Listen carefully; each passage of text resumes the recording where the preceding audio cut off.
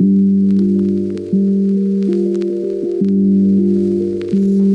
name's Abby Hulson. I'm a Welsh artist. I was born in North Wales in 1987, and my work is based around being heavily influenced by the North Wales coast. I grew up spending a lot of time with my grandparents, who immersed me in nature and taught me how to look at the finer detail at my natural surroundings. So that's what my work is about today, is those experiences, and that's mainly what I'm influenced by. The process of my work is a lot of it is around, it's to do with a word called hiraeth, which is a Welsh word which means it's like a homesickness for either places that you haven't visited yet or that you're about to do in the future, people that aren't here anymore and might be on some other plane of existence. So that's a lot with what my work is about. The process involves a lot of layering, building up colours, and then working back into the layers to bring forward what I've worked on in the past, which kind of relates to what I'm trying to convey in my work. So this piece, Grandmother, is it's my nan who passed a few years back, and my youngest niece, Caddy, who I took a picture of one day when we were at a park that we used to visit a lot, and they were actually sat either side of a seesaw, and I just captured it there because I thought it's time's fleeting and we probably won't have these moments much longer. So that's what the image is about.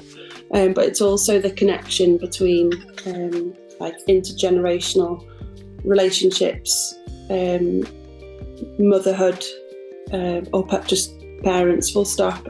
The sacrifices that they give so much bringing a child up, but also I think more importantly from a parenting perspective, whether you're a mother or a father or nan, granddad, aunties, the main thing I want to convey is the sacrifice that we give. So Caddy's looking off into the distance, which would be her future, and my nan is just sitting kind of quietly, understanding the fact that she won't be around forever to look after her and guide her, which I think is probably one of the hardest things about looking after a child. So that's what the painting is about.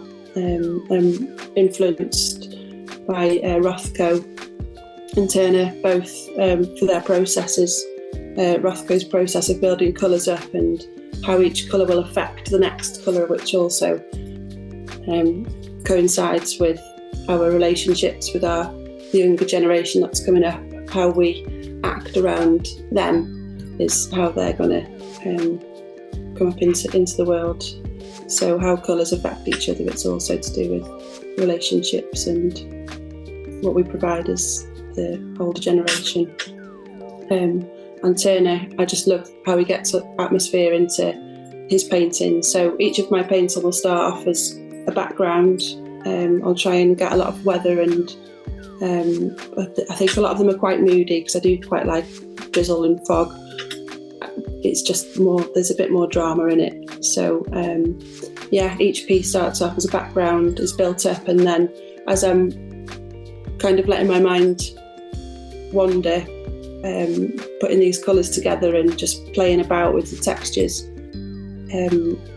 I'll then start to think about what figurative aspect I'm going to add into that piece. And along came Glenn, Ben and Caddy. I think that's it.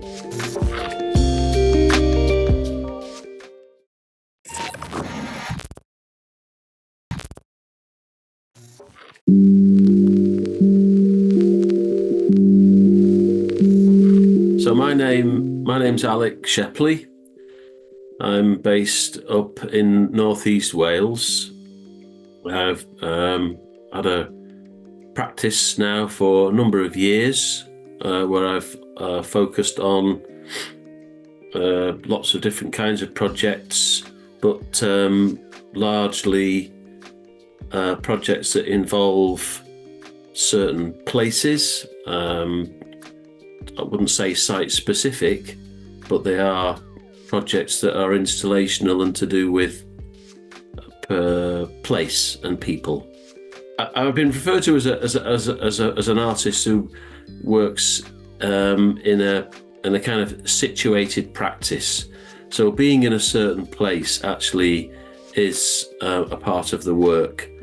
And what I did in lockdown was not do much of that, because like most people, I was stuck in one particular place. And what I found myself doing was thinking, what can I do with my particular circumstances?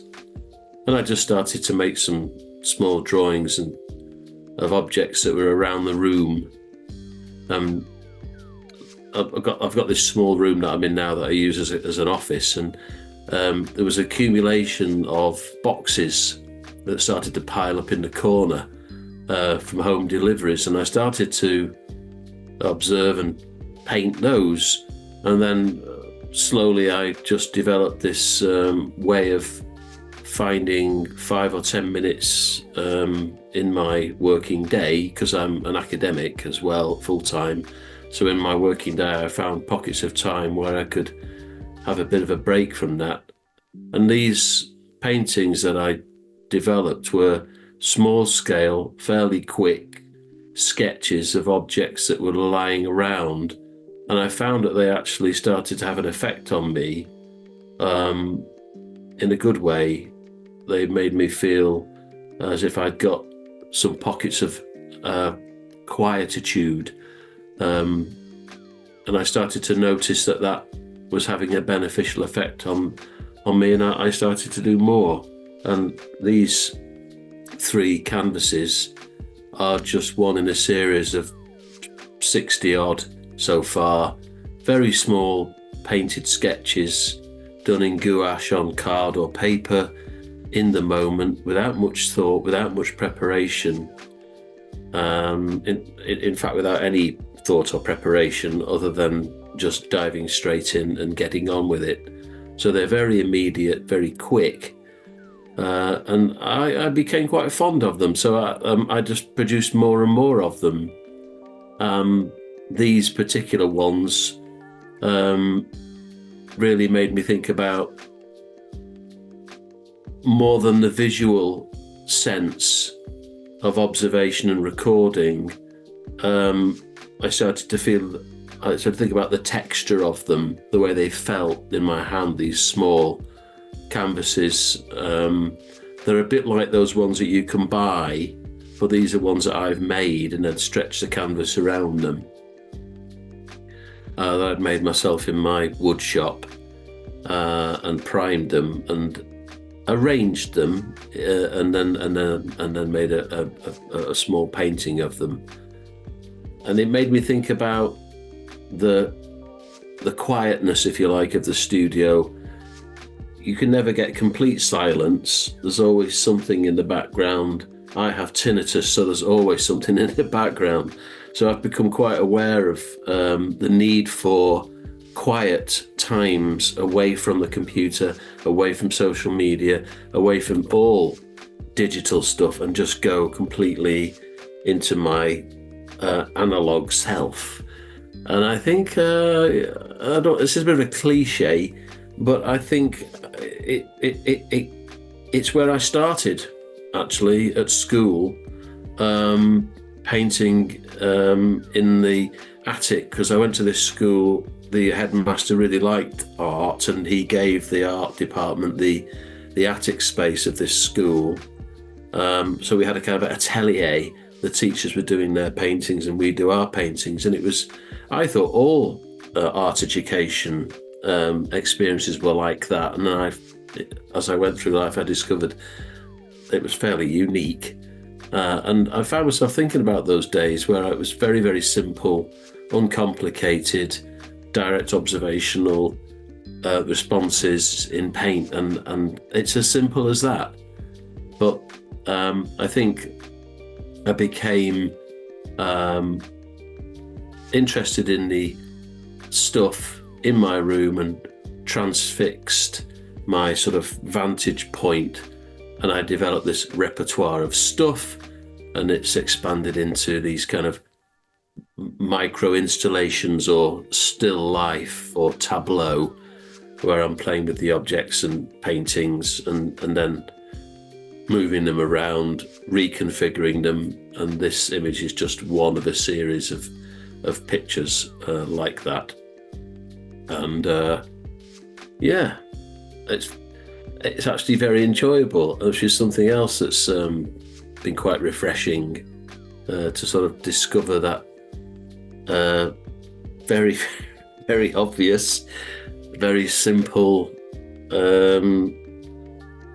sensation, if you like.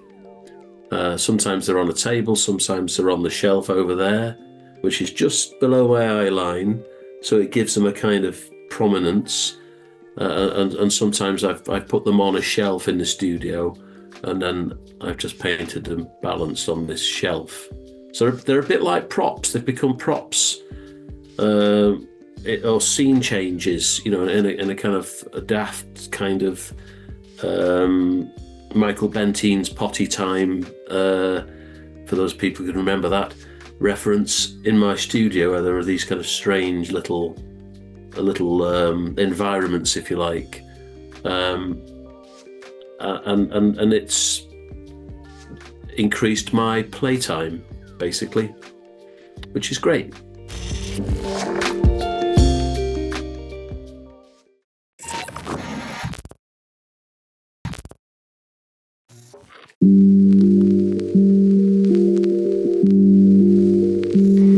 Hello, my name's Alex Hermon. I'm a painter based in Frome in Somerset. My paintings are informed by source images, such as like architectural images and land formations, so ideas about kind of relationship to space and movement within space, and kind of the body's movement within space. So my paintings are made with like quick gestures and marks that are informed by those images. That, you know, I might do drawings of those earlier architectural images, and they kind of feed into some of the movements and marks that happen in the paintings.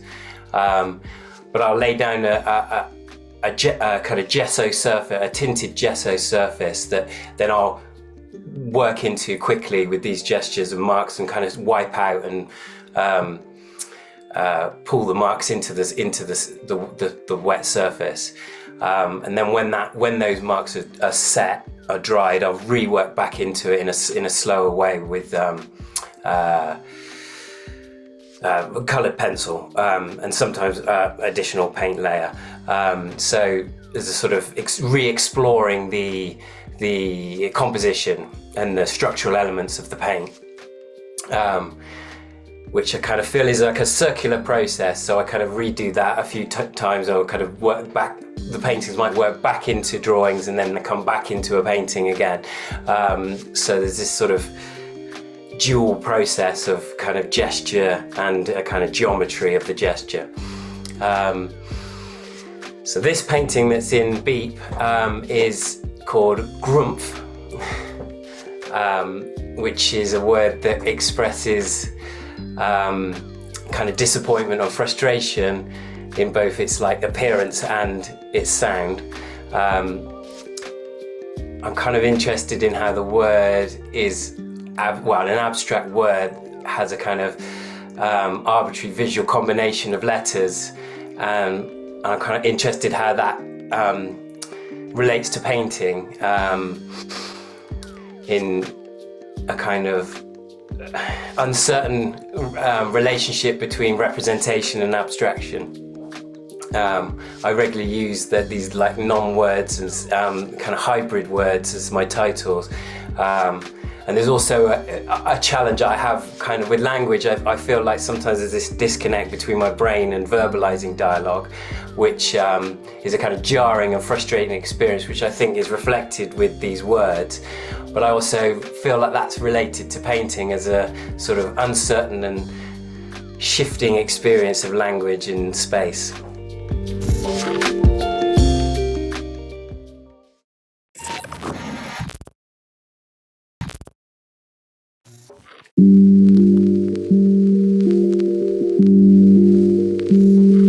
My name is Andre Stitt. I'm an artist based in Merthyr in South Wales with a studio in Cardiff. For Beep this year, two paintings have been selected, Love #1 and Love #2. In fact, they're called Summer of Love. What was interesting about these works was I was trying to combine the gestural and the action-based work in the studio that I do with something more hard edge and perhaps graphic. So this comes from a background in performance art. So the studio becomes a kind of performance area.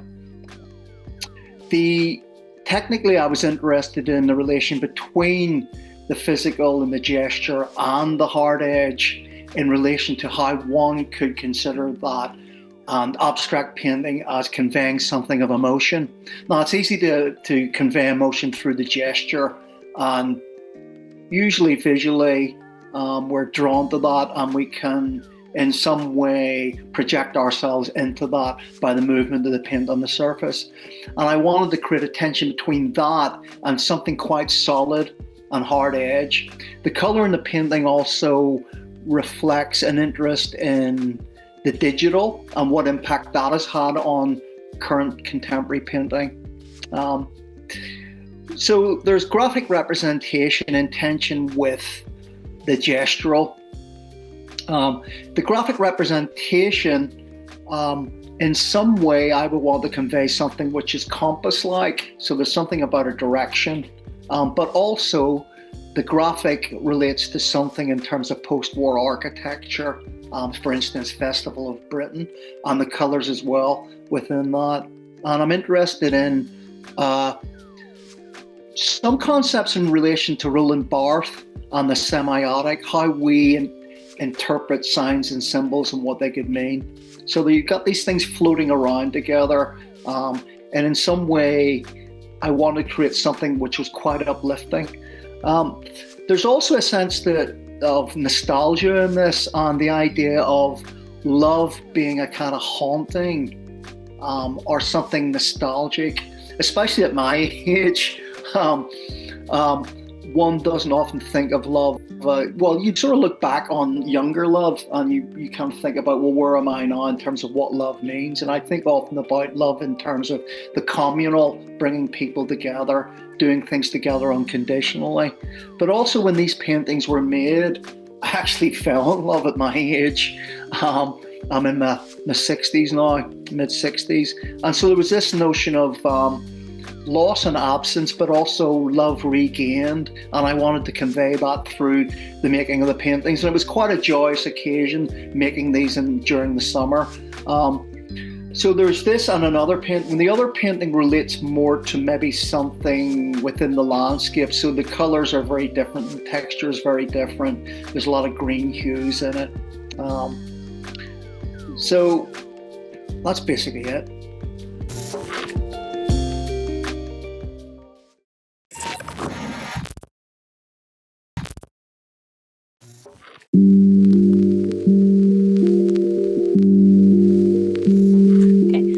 My name's Beth Leahy.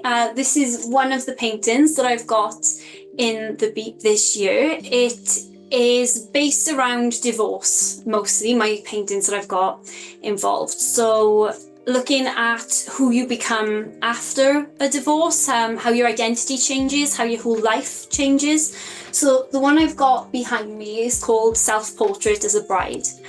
It is essentially an unfinished painting. So it's got the underpainting here where I've done the dress and the veil and everything else, but I haven't finished it because it's this idea of a lost potential This idea of you were a bride, you were a wife, and now you're not. It's sort of cut away. So it's also got this thing of, it could have been a very good sort of technically skilled painting, but we'll never know because I never finished it. In the same way, when you say you're going to be with someone for life, when you get married, then you're not if you get divorced, obviously. The body is actually a mannequin that I saw in a museum with Victorian, what's it called, Victorian dresses and fashion. And it struck me, this idea that the dress did all the talking, whereas the face and the hands and everything else are quite anonymous. It's this idea of losing yourself to an identity and then there being nothing left, and maybe doing it for no reason because the painting didn't get finished anyway, much like the life you thought you were going to get set onto. The other one I've done, which is called Medusa Doesn't Love You Anymore. I haven't got it with me at the moment, but that one is more about your identity. So when someone goes from being your best friend to suddenly you are their worst enemy, maybe overnight, it's difficult to kind of balance those two personalities. The person who knows you the best suddenly can't stand you and thinks you're this horrible person and have nothing nice to say about you.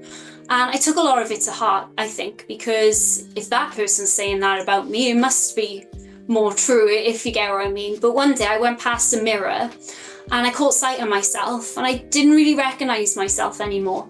And I realised that just because I might be a bit of a shitty wife, it doesn't make me a rubbish person. And this idea came to me of using the face, my own face, as Medusa, because she's one of these myths, I think, that is on the one hand terrible and talked about as this monster, but on the other hand was powerless in the end because she was beheaded.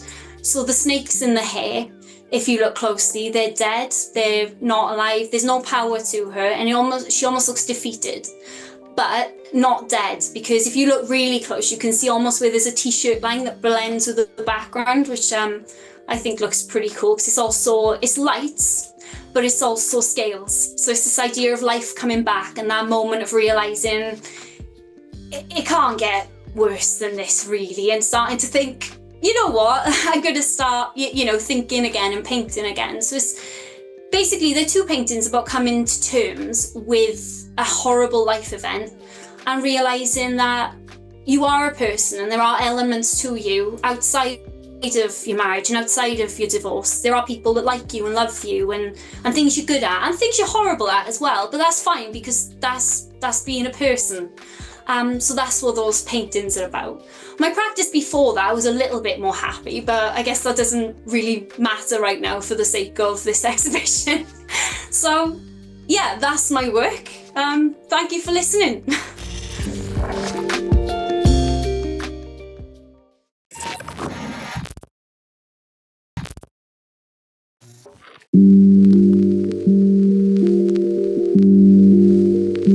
Hi, I'm Caitlin Flamorneau and I'm an artist based in Aberdare, but I'm originally from Pembrokeshire in Wales. My artwork is based on how we attach certain imagery to memory. My work transcends from traditional symbolism and playing on that and focusing more about what is our own personal symbolism. My work tells a personal story about my life, but the key thing to my work is, even though it's about my life, I'm also up for the viewer to have their own experiences with the work. My work helps me to process things and to convey my own story in a personal way. I'm also not guarding what the meaning of the work is, but I'm also up for people to have their own interpretations. My painting The Chase, which is in Beep, features two black dogs. I use a lot of black dogs in my work, as a traditional kind of thing is saying the black dog is depression. And the candles for me represent the hope within that depression. So I feature a lot of like black dogs and candles in my work. And this painting in particular talks about coming from a working class family, maybe feeling restricted at times, but wanting to constantly chase your dreams, or feeling restricted in where you are and where you come from. but knowing that there's something more out there for you. So this painting is important to me, and candles are very important to my practice and my life. They're very symbolic in my life, and they were used a lot in my childhood, and putting pictures of people up and candles next to them. That was something that was always done in my house. So this painting talks a lot about that as well. So I use things that are key to my being. I think the way I describe my practice is when you see an object in your house, might be inherited by a family member, completely random, something completely different. And whenever you see that object or something that reminds you of that object, you think of that person. And that's what I kind of play on in my practice.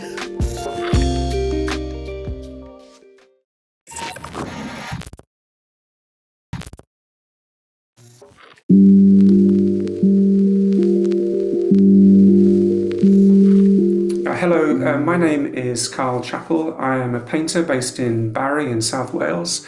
I'm artist in residence with the international dance company Ballet Cymru, and I'm very happy this year to have been selected to be included in the Beat exhibition in Swansea. The painting which is to be included is called Isolated Pulses, which is inspired by a production choreographed by Marcus Willis, who is a wonderful choreographer from Texas. He is a guest choreographer with Ballet Cymru, and the piece itself was a response to lockdown. It was coming out of lockdown when Marcus put the piece together with the dancers of the company, and it is a reflection and sort of meditation on the kind of paradoxical situation that we all experienced during lockdown of being physically isolated, though kind of connected by the shared experience of being physically isolated, which I also actually, in paintings I made during that period with dancers, touched on as well. The painting was quite challenging compositionally. It involved the entire company. And I was determined that I wanted to make a painting which included all of the dancers, which was, as I say, quite a challenge, and led to this very unusual for me format of a very sort of wide painting. I've been working with the company since about 2016. And I work in a number of ways. I go into rehearsals. The company gives me complete access really to their rehearsal space and to theatre spaces when they're in theatres. And I sketch in rehearsal, I film in rehearsal. Quite often, if the poses that I'm trying to work with are particularly kind of strenuous or precarious, I loop film. I will film dancers in a particular pose, and then I will loop it back in the studio so that I can work on it for a prolonged period of time. The other way I love to work is with dancers in small groups or individually, very much in the same kind of way that you'd work with a life model, except broadly speaking, much more collaborative in that the dancers draw on their own creativity, and the approach that I often use is through improvisation. Dancers improvise either individually or in groups, and through that process we find often very expressive poses, gestural poses, which I would never really be able to find on my own with a model. So those are the two approaches that I use. It's a delight working with dancers. They're extremely inspiring, and their background and their training and their physical discipline makes them ideal partners, I think, to work in the visual arts.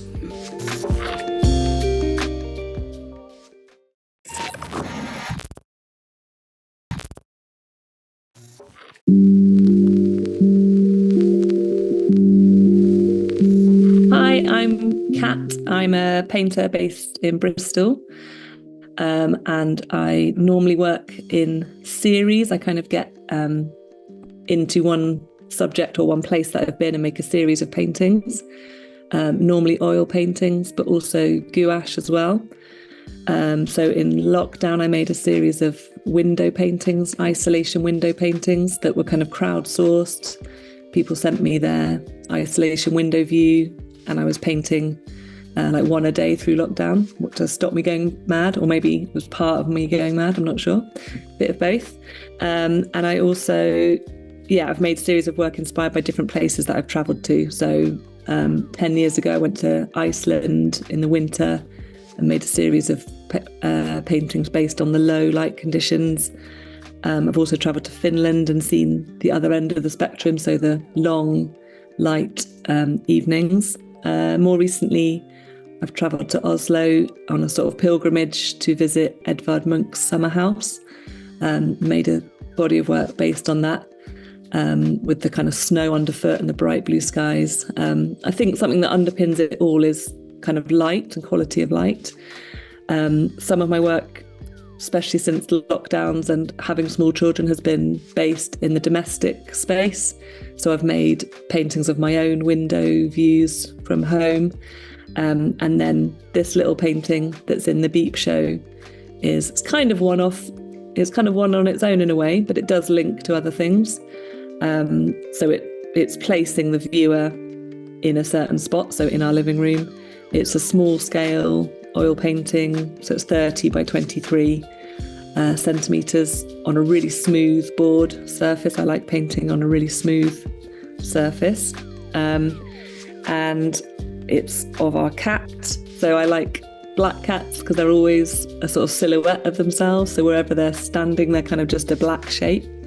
And I was particularly wanted to capture the glow of the wood burner.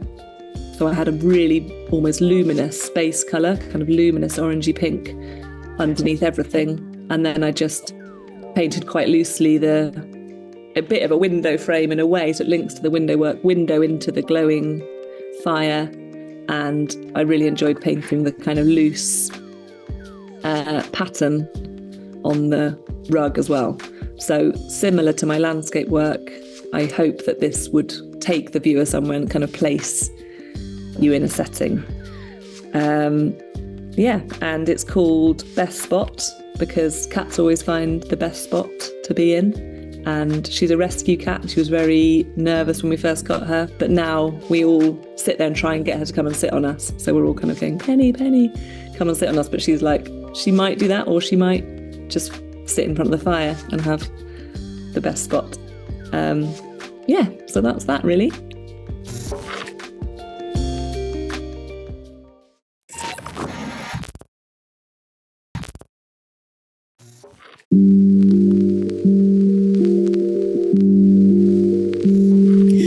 Okay, hello, my name's Charlotte Brisland, and I'm a contemporary painter based in the UK, and I've got two pieces in this exhibition which I'm really pleased about.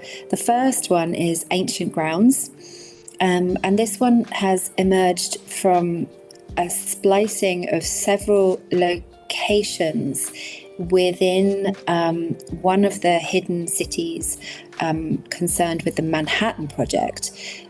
So what I've done is I've got several pictures around the canvas, and I'm painting with a kind of automatic painting and blind painting, and a specific colour palette. So I begin with the idea of, okay, this is going to be green and red, or this is going to be pink and red.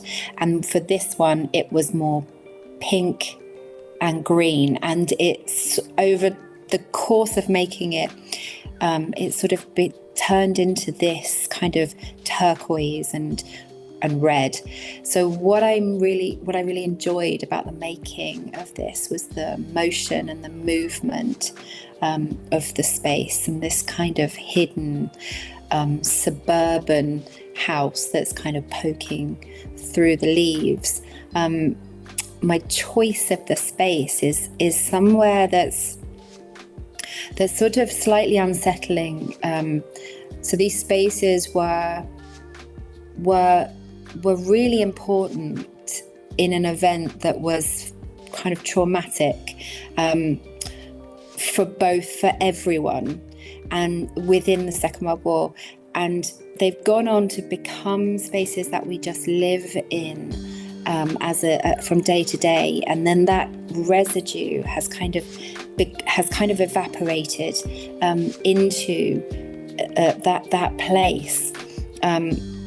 So it's sort of what I'm exploring is a sort of non-judgmental, purely visual experience through colour and form. So when I'm in the painting, I'm really, really just in the painting and really making and really considering all those traditional themes in the painting.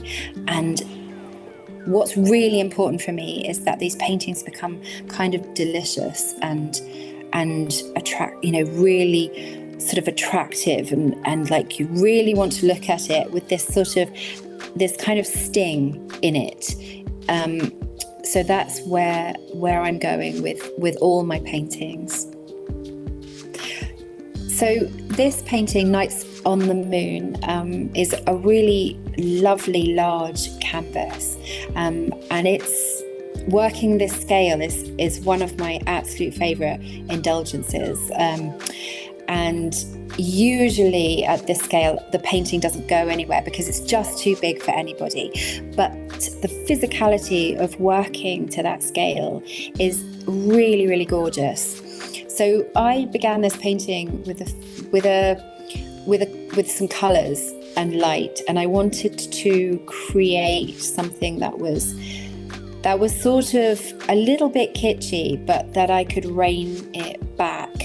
So the colours of the shadows are very much cobalt green, turquoise, and these lovely cadmiums and these lovely greens.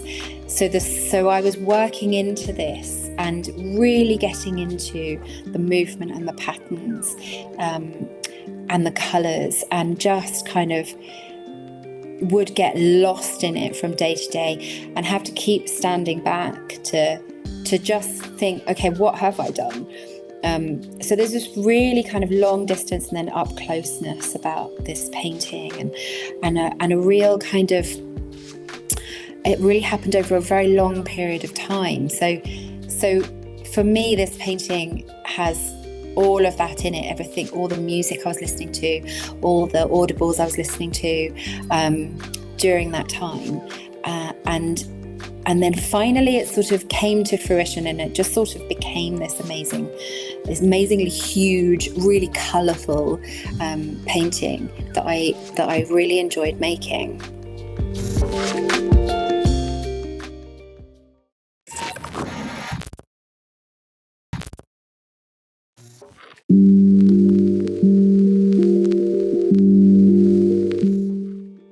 Hi, my name's Kerry McCormick, and I'm a Belfast-based artist. I have been working within paint skins for at least 12, 13 years now.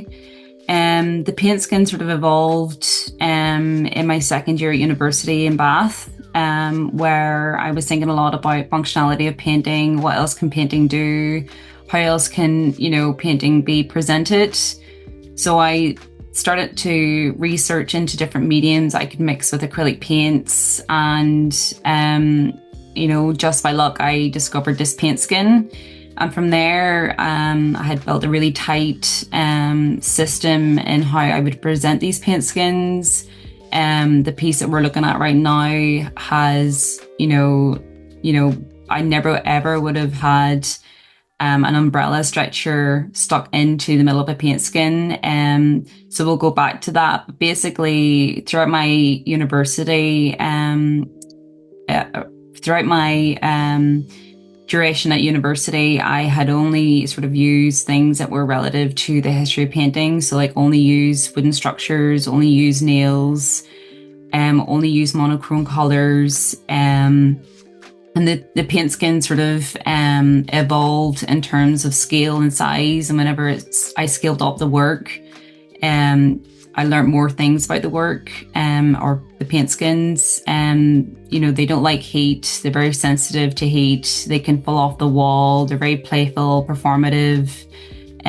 They don't like to be static. And I really enjoyed that about the work. And last year, I had an opportunity to do a fellowship at the Belfast School of Art. And I suppose at this stage in, my painting practice, I decided that I wanted to basically reboot everything that I knew and to sort of challenge myself and challenge the work further. So I started to think a lot about the pathology of painting, or the pathology of this disease that the work had. So I tried to cure this issue that I had with the work. And thought about what else could I use in terms of the support of the work. And I looked a lot into what is painting, what is paint? And really paint is just plastic. So I decided to use all the materials to support the work in a different way. And the work in front of us on Furl is a really playful piece. The umbrella shape, is quite, a relative shape that people can recognize instantly, and it sort of connotes onto the idea that umbrellas is a really difficult thing to design. It falls apart. You could easily get frustrated with an umbrella in the wind. And I suppose it's an ironic sort of thing where I have an umbrella structure supporting this work, and the handle in this piece is actually one of the key things in this work where, is this paint skin any different to the handle that's sort of supporting this work up? And it's a really ironic kind of piece. It's almost a phantom copy of an umbrella. It looks like an umbrella, but it's not. And I suppose that's kind of what painting is, it copies things, and, it's like a shape-shifting sort of material. And I think it's, a really exciting way to make work. Another element that I sort of focused more into was the care side during the fellowship, and how I would care for these works that didn't really want to exist for a long period of time. Most mornings when I walked into the studio, I was going through each piece thinking, what do you need today? How can I fix you? What do you need? And it came to this piece on Furl, the pressure of the skin, the dragging down of the weight of the skin was sort of hanging by a thread at some stages. So I decided to use some clear nylon thread, almost like a plastic surgeon repairing someone's skin, as a way to sort of care for the work and actually give it more longevity than what it actually should have. Almost like a human element to the work as well, where it kind of has its own voice and its own internal value. So yeah, that's my work on Furl for the BEEP Biennial.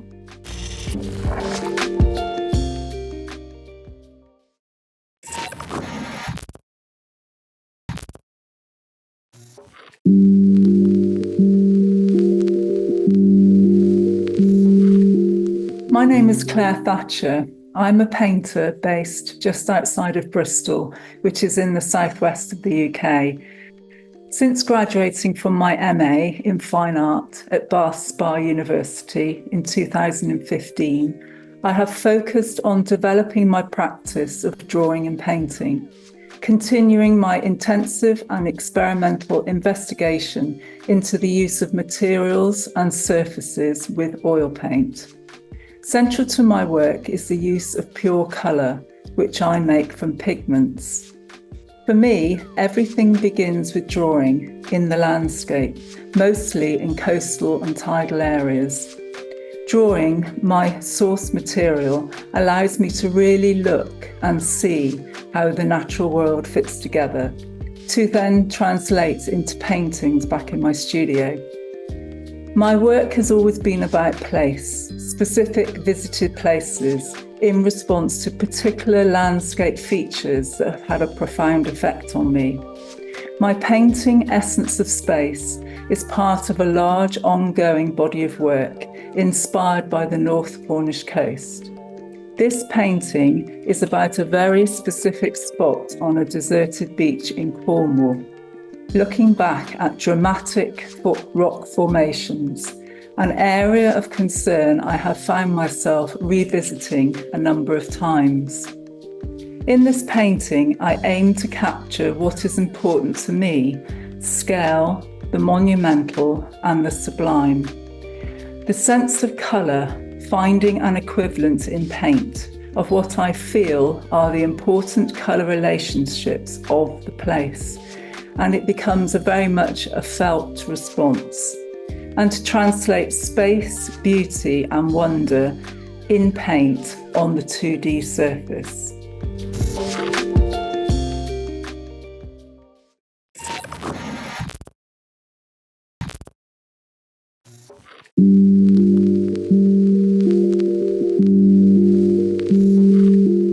Hello, my name is Debbie Lee, and I'm an artist living in Dorset, painter, and I studied painting at Glasgow School of Art. Then I went to the Royal College, Chicago, and Cyprus and India, and Australia as well. And I think that art communicates beyond language in that cross-cultural exchange experience I've had as a figurative painter. Recently, I was elected to become a Royal West of England academician, and currently I am exhibiting in a solo show called Storybound at the Slade Centre in Gillingham, Dorset, and that's all about multi-generational storytelling. So I'm proud to be shortlisted for the Biennial, and I really enjoyed responding to the theme of the song titles, especially the ones about love. I'm going to talk today about the painting that has been shortlisted, which should be behind me on the screen, and it's called In the Balance. And it's about our need for others and human contact. And in the painting, there's a couple holding on to each other. One is reaching out and the other one is offering support. But they find themselves in a precarious circumstances, balancing along this plank, which could collapse at any time. In the middle of the painting, there is a clasped hand, and that's strengthening the relationship between the two. The clasped hand is based on the Claddagh ring, which is a Celtic symbol of everlasting love, loyalty, and friendship. My love of storytelling comes from my Irish grandmother, so there's always a little bit of symbolism in my paintings. But this painting was really based upon a film still by a Belgian neurologist called Arthur van Gehusen, who was around in about 1914. And he used unconventional teaching methods in that he filmed his clients. And he used film to sequence movement so that he could study it. And in this particular still, he's demonstrating the brain cell communication and what happens when there's a failure in the connection between the two brain cells trying to communicate leads to a neurological condition. It also contains a personal narrative, as many of my paintings do, and this one alludes to my mother's neurological decline, which left my dad living with loss and feeling very much like the theme of the Beat Prize, which was I won't live in a world without love. That's very much how he feels. And I feel that the narratives in songs and films and stories can really reach us, and that they have a universal appeal, and they continually inspire me. And I like to weave a personal narrative and a more universal narrative that can reach other people. The film still creates possibilities for progression into a sequence of images. So in my head, the story is continued. And when I'm painting a picture, I think about alternative endings and different ways of retelling the story, multiple interpretations. And it is, so a lot of different paintings might come out of it, just doing one painting to develop a sequence of paintings. And this particular painting is in the middle of the narrative because it implies in the picture what might happen next, which might be a relationship collapse as it becomes unbalanced, or it also infers what happened before this moment, in that did he start really close? Did they start really close together, and did he move along the plank till they drifted further apart, like an allegory to a relationship? Or did she, in fact, reach out to save him from falling off the end of the plank? So sequences of images are really important in my work, in my narratives. And sometimes I make more complex narratives where everything is happening in one painting at once. So there's multiple actions occurring in one space. And that process led me to use stop motion animation in a way where I erase and resolve the image in film. Selecting the colours is important for me, so I use monoprints to restrict my colour palette and choose a range of colours which can unite a series of paintings. And then in the studio, I bring in things to refer to so that the painting is based in reality. A plank of wood, particular items of clothing, the bedroom slippers, the chair, a piece of carpet. And I'll set up like a stage set in my studio and use them as props, but I'll really distort that later. So it's offers a distorted reality. So I really stretch the boundaries a little in what I'm trying to do. But what's important to me is the physicality of the paint and showing the imperfections and the roughness of the paint. So the paint in parts is rolled and splattered and sponged. And for me, this distinguishes the painting from a photographic image. It makes sure people know that it's handmade, and therefore I'm hoping that it has a more human presence. And thank you for listening to me about this painting.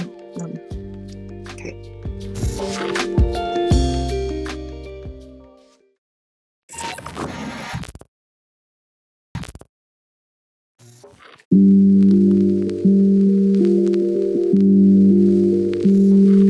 So I'm Della Anderson. I'm a multidisciplinary artist and producer. I'm from Cardiff and I live in St David's in Pembrokeshire. So this painting is called Shame and Pride, which is named after a reggae song. And it depicts my grampy, or my granddad. It's inspired by a family photo that we have of him at a party. And this is one work in a series that I've been making that kind of archive my family stories and that are inspired by family photos, anecdotes, memories, and also sort of relevant fictional works that speak to the Caribbean diaspora story. So I'm really inspired by reggae music and fiction writing as well that relates to that. It's painted in acrylic on cardboard because I quite liked the way that you could see the cardboard exposed if I kind of manipulated it and worked into the surface a little bit. This painting, A Man for All Seasons, which was the record I was given to work from, it got me thinking about what does it mean to be a man for all seasons? And I think for some people that might mean moving around seasonally to kind of provide for their family. So this painting was inspired by a story about my great-grandfather, Zephaniah, who used to move around Jamaica selling tobacco to make a living, I suppose. And yeah, it got me thinking about the relationship between him and my other family members who might be waiting for him at home and how that might pan out. So yeah, again, I was inspired by my own family history, but also like stories that I've heard from the Jamaican diaspora as well. And it's in acrylic on board this time.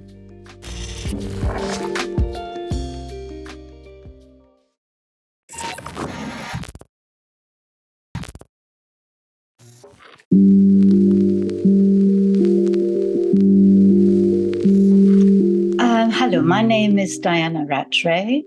I live in Germany, but I am British, a mixture of Scottish, Welsh, and Great Britain. Well, generally Great Britain. I live in Germany, though, as I said, and I studied here at the Art Academy, finding my talent, if you like to call it, at a rather later date. I'm working on a series now called Portraits from the Art World, Younger Than Yesterday. And this is a project that I've been working on for a few years now and will carry on using my technique, which is pastels. I've worked with those now for quite a long time. Originally, I worked a lot with drawing, and that seemed to be a natural development for me when I got into using more colour. Originally, it was mainly black and white. I did a lot of etchings in the past, of course, again, black and white. And as I started using colour, it was first pencil colour and then developed into pastels over the years. And I really love this because I use my fingers. It's not with the pencil. I use my fingers and rub the pastel, the color into the paper. It's on paper, and I love actually the feeling of rubbing and sculpturing the piece. The figures always interested me, people have always interested me, and to try and capture something in there that's more than just an image, rather something psychological as well. Let's mention that this piece is a self-portrait, actually. So that's sort of where I started, was my own portrait, and developed on to other people. So anybody who would like to be in this can send me some pictures of themselves as a child. I've done this one actually more than once, and I'm going to continue doing using the same image, but different colours. And each time it's different, which is, again, I think it's quite an interesting thing to notice, that the colour, what that does with the atmosphere as well. Yeah, the portraits from the art world. They're people, they're friends of mine, other artists, collectors, from different sorts of arts as well. There's singers in there, musicians, generally the arts, but mainly visual arts. And the main thing is that it's not the way they look now, but the way they looked as a child. That's what interests me. And as I know most of these people, it's interesting to see how they looked as children and the way they look now, and to see what's happened in their life, and see how that works with their childhood, what they tell me about it. And that's what I'm working on at the moment. And this is an ongoing project. I started about 2-3 years ago, and I'm continuing now. I do other things in the meantime. I don't just do these. but that's my main interest at the moment.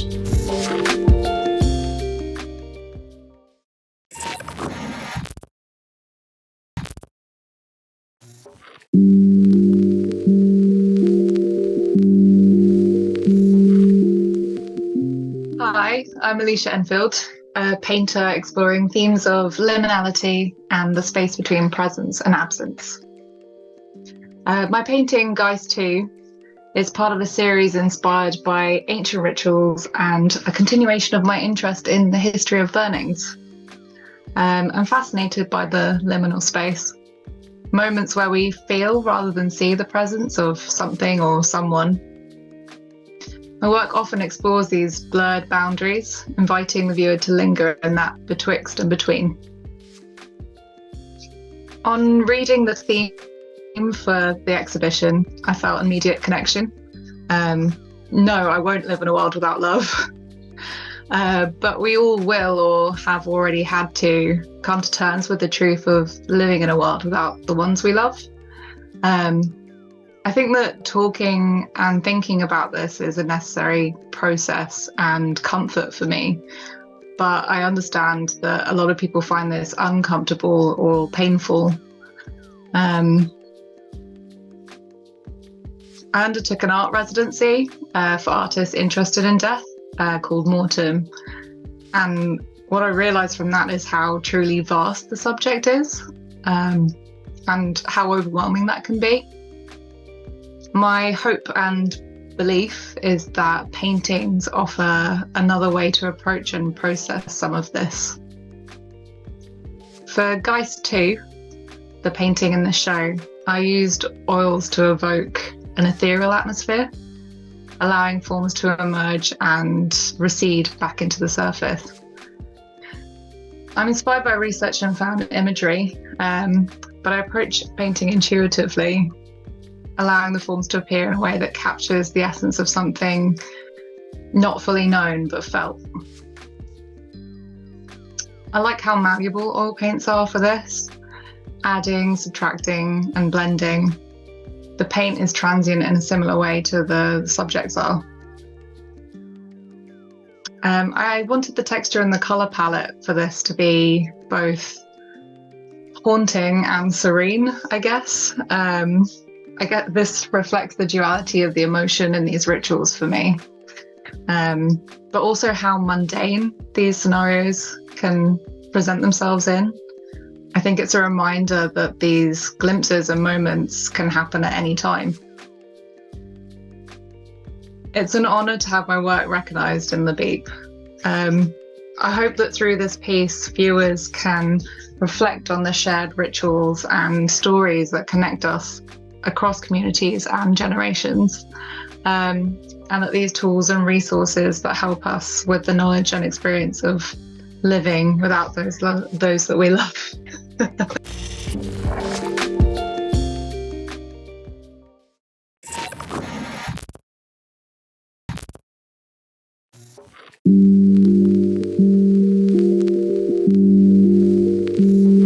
My name is Emi Avora.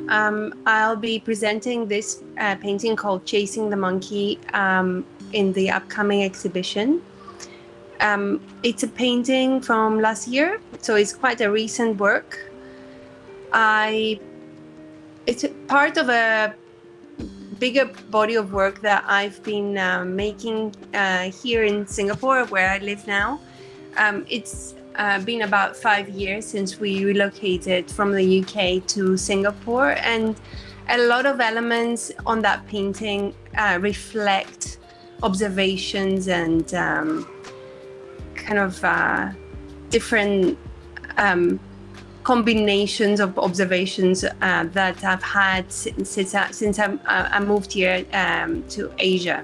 So a lot of my work is based on observation, but then there's a kind of fictional element that comes onto that observation. So there's elements that you can be familiar with and you can recognize, but then the whole setting and the whole kind of space that is created is a fictional space. So my main aim here is to create a space for the viewer that he can kind of go in and think or get lost in a visual sort of journey of mark making and color.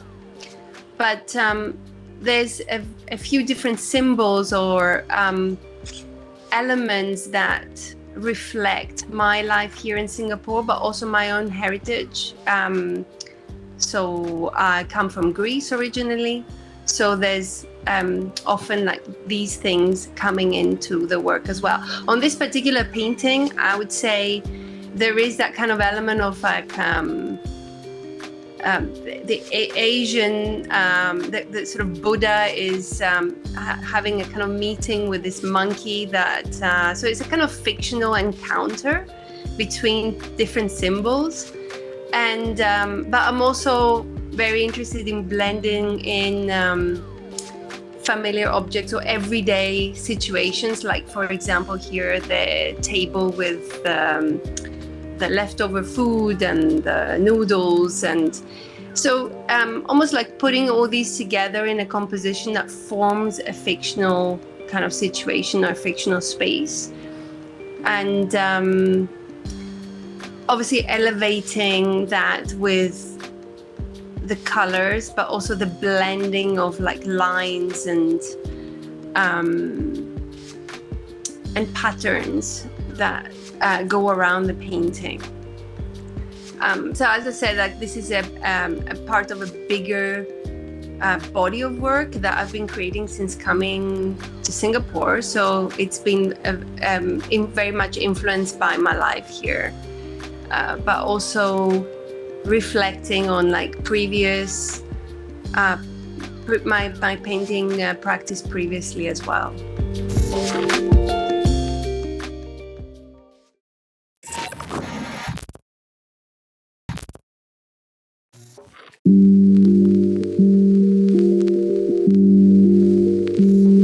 Okay, hi, my name is Iris Rowlands. I've been based at Elysium College Street Studios for the past 8 years.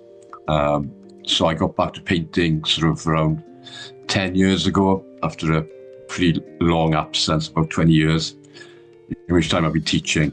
So I've always kind of kept myself in the art world. So I think it's quite difficult to kind of explain what my work's about. It's a process that I've kind of developed over the last few years, where basically I construct these pieces. I don't paint on canvas. I use kind of books and maybe old pieces of canvas kind of nailed onto old stretchers. So I'm always starting with something already there. So I'm never starting with a blank canvas. And I think one of the central kind of components of my work is memory. Not so much specific memories, but more the kind of the process of recollection and remembering and forgetting.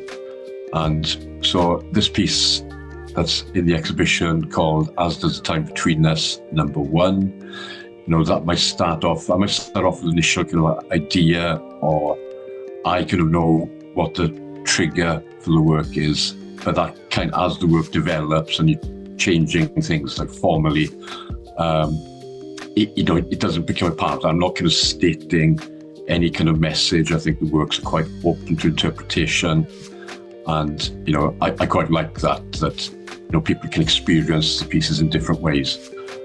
So like I said, there's a lot of work about memory and kind of, we've got stained pieces here, and they come up against quite solid blocks of colour. So in a way, I suppose you could read that about kind of the barriers of remembering and forgetting, and yes.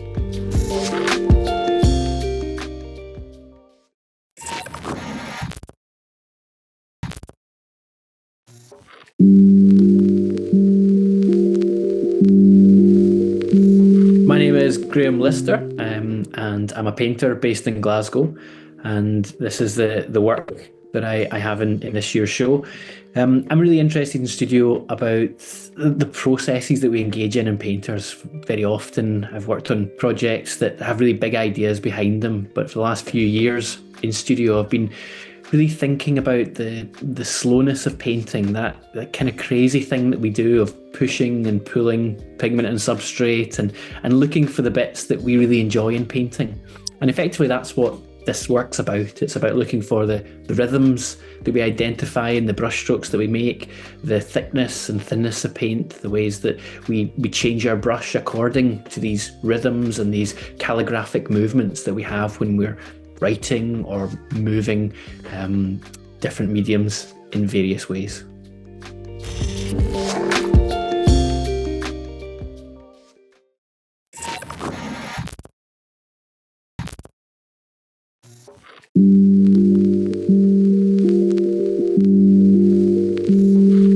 Hello, my name's Jake Clark and I'm a London-based painter.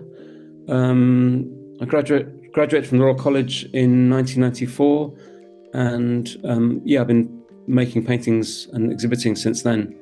So this painting from the exhibition is called Snapshot, and the reason that has the title is basically it's from a found photograph in a junk shop of basically a badly taken photograph of these kind of cropped feet and legs, and it kind of inspired a body of work whereby I was kind of fascinated by kind of how the narrative is kind of extended beyond the frame of the painting, and I like the way that the way it's tightly cropped, but then it gave me this kind of subject to explore, which was this idea of basically I kind of made a narrative around this kind of woman playing crazy golf. And kind of I was interested in the kind of almost the abstract qualities of the image, the way the dress was kind of cropped in the top corner, and then the feet were like these kind of like almost like grim toenails and in these sandals or sliders. And I suppose with my work it's kind of a lot about kind of the layers and building up the image. So often I start the image quite abstractly. So the bottom left corner is a piece of old floor liner which references kind of British kitchens and kind of that kind of domestic spaces. And then that's kind of countered by the top right, which is her dress, which the pattern I got from I kind of take photographs in charity shops and then I kind of crop them, and then that became the pattern. So the top right image is actually a pile of kind of plastic objects in a box in a charity shop, and then that became the pattern for the dress. So I kind of like the way you get these patterns and then you get these kind of layers, and then kind of the whole image somehow is built up, and then at the end you get this narrative of someone playing crazy golf. And then on the left are these kind of plastic cups which are meant to be like the obstacles that she's kind of hitting the balls around. And then I'm quite interested in kind of the kind of fake kind of fakeness. So the idea of like Disney World and like kind of the way you get fake turf painted blue, or you get the concrete painted blue. So it's kind of like somehow throwing all these things together and then landing in the right place somehow. So the faded green areas, the top and the bottom, are kind of like almost like astroturf as well. Yeah, and I'm interested in artists like Dwayne Hansen, who's like a American kind of, he makes sculptures, but they're very sort of hyper real, and they're kind of these quite banal subjects, but also they're kind of like celebrated. They're kind of the ordinary, which is celebrated. And then also I'm interested in painters like Giorgio de Chirico, who paints quite shallow picture space, but with these sort of strong shadows. And it's like this idea of games and kind of like invented narratives, but in a very sort of small area, almost like a sort of compressed space. So I suppose this painting is all about this very compressed space, but like you read beyond it.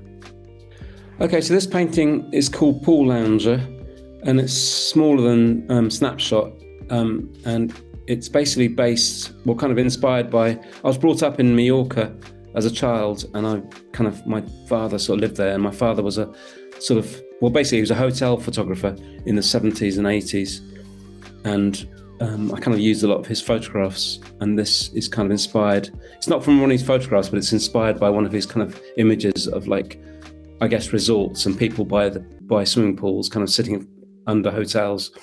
So this actual kind of image was from a collage I made from images I found on the internet of basically people sunbathing and then sun loungers all kind of put together. But I suppose with this series, I was interested in kind of these diptychs, so these 2-panel paintings all done on canvas, and the idea is that one canvas has these kind of abstract blocks, which you can see on the left, and then on the right it has sort of fabric, which is similar to the linoleum from the last paintings, the idea of these kind of used materials that kind of resurface during the painting process. So I kind of almost weather these to make them look like they were worn, almost like the floor liner, the way it's been walked on. These were like kind of fabric, which I kind of stained and repainted, and then they would become the sort of ground to the painting, and then the whole painting, like the last painting, is kind of thrown over this, and somehow the fabric kind of comes through and then suggests the environment. So I suppose the fabric's quite sort of like almost like a mesh in the middle, which becomes like a sort of fabric of a sun lounger, or the floor of a swimming pool, a terrace or something. So the idea is that all these kind of patterns almost like describe some of the actual environment. And I guess with this painting, the figure's quite sort of isolated and introspective. And I suppose, an artist I like quite a lot, someone like Eric Fischl, but his paintings are quite sort of like, almost like they're groups of figures all kind of like interacting. And I suppose with my paintings, the subject might be similar, these kind of suburban or kind of holiday scenes, but then there's a sort of introspection, which I was kind of interested in, the idea of the figure looking in. So it's almost like you're in a vast resort, but then there's a sort of introspection at the same time of kind of looking inward.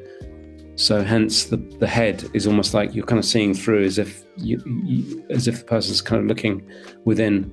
And again, I sort of do lots of play in my studio to sort of build up to this. So on the left, these blocks of underpainting are actually cardboard models that I made, that then become the background that the figure then works over. So the whole painting becomes like almost like a jigsaw puzzle of these kind of two shapes interlocking, and then there's this structure crossing over the whole thing, which is the deck chair, almost like a sort of sculpture. So I suppose I'm quite interested in like, although it's a shallow picture space, something quite sculptural and quite sort of almost like punching beyond the space, or twisting the space, or like making the space less kind of flat. So it's kind of like vivid at the same time. So there's all these things I'm interested in, of like kind of you're thinking of the sense of space or place, but at the same time you're thinking about the actual picture space and the way it's kind of like it kind of moves from the background to the foreground, or the underpainting to the top painting. And then also, like the last figure in Snapshot, there's this idea of this suntanned sort of shiny figure, almost like quite grotesque over this sort of kind of abstraction somehow. So it's like playing with planes and tubular, and almost like Leger, playing with sort of quite simple forms, but interacting somehow in a painting. Yeah, that's it really.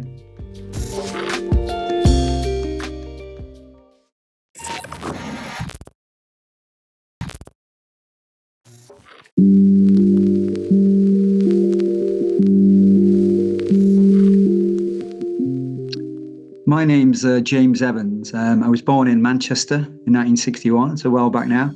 And I've come to live in Cardiff and work in Cardiff.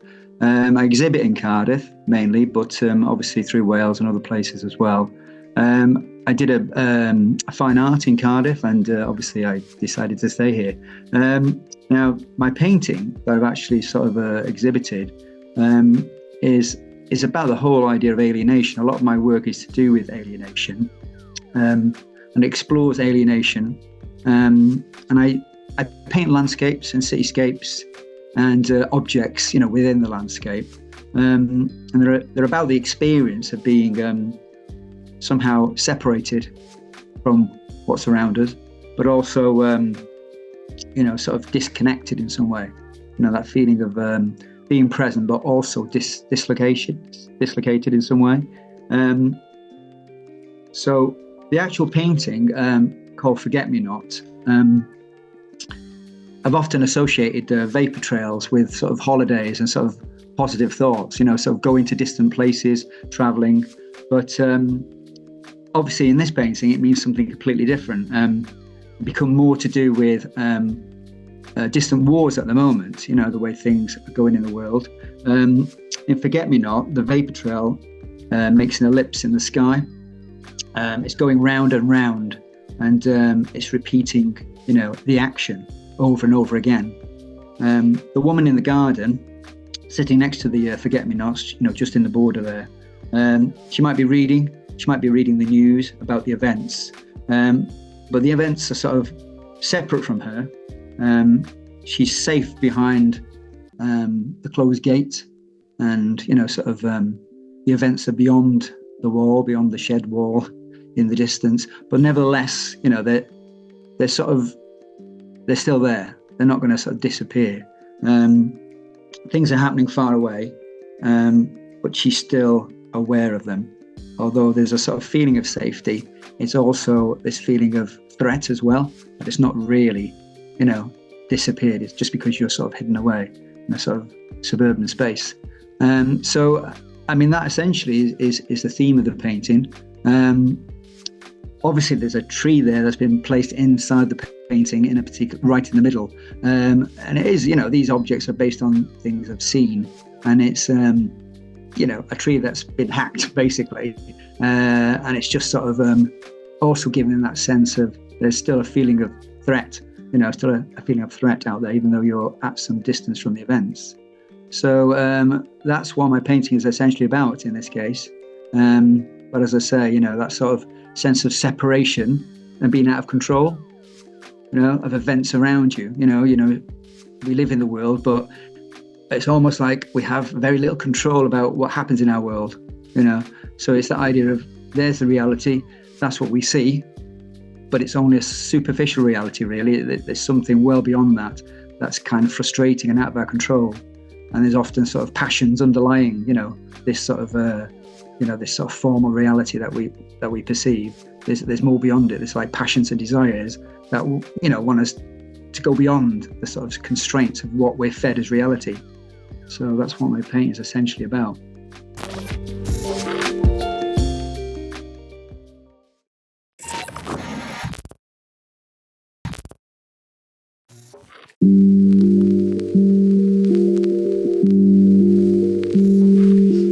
Hi, I'm James, and I've got 2 paintings in Beep this year in the shortlist. And they spring off the back of a project that I've been doing for about a year, which is focusing on landscape.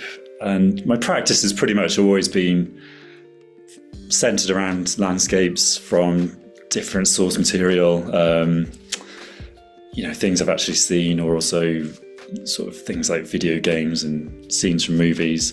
And it started to evolve into an actual more realistic or real representation of landscape. And they came off a project where I was cycling around and making paintings of things I'd seen pretty much out in the wilderness.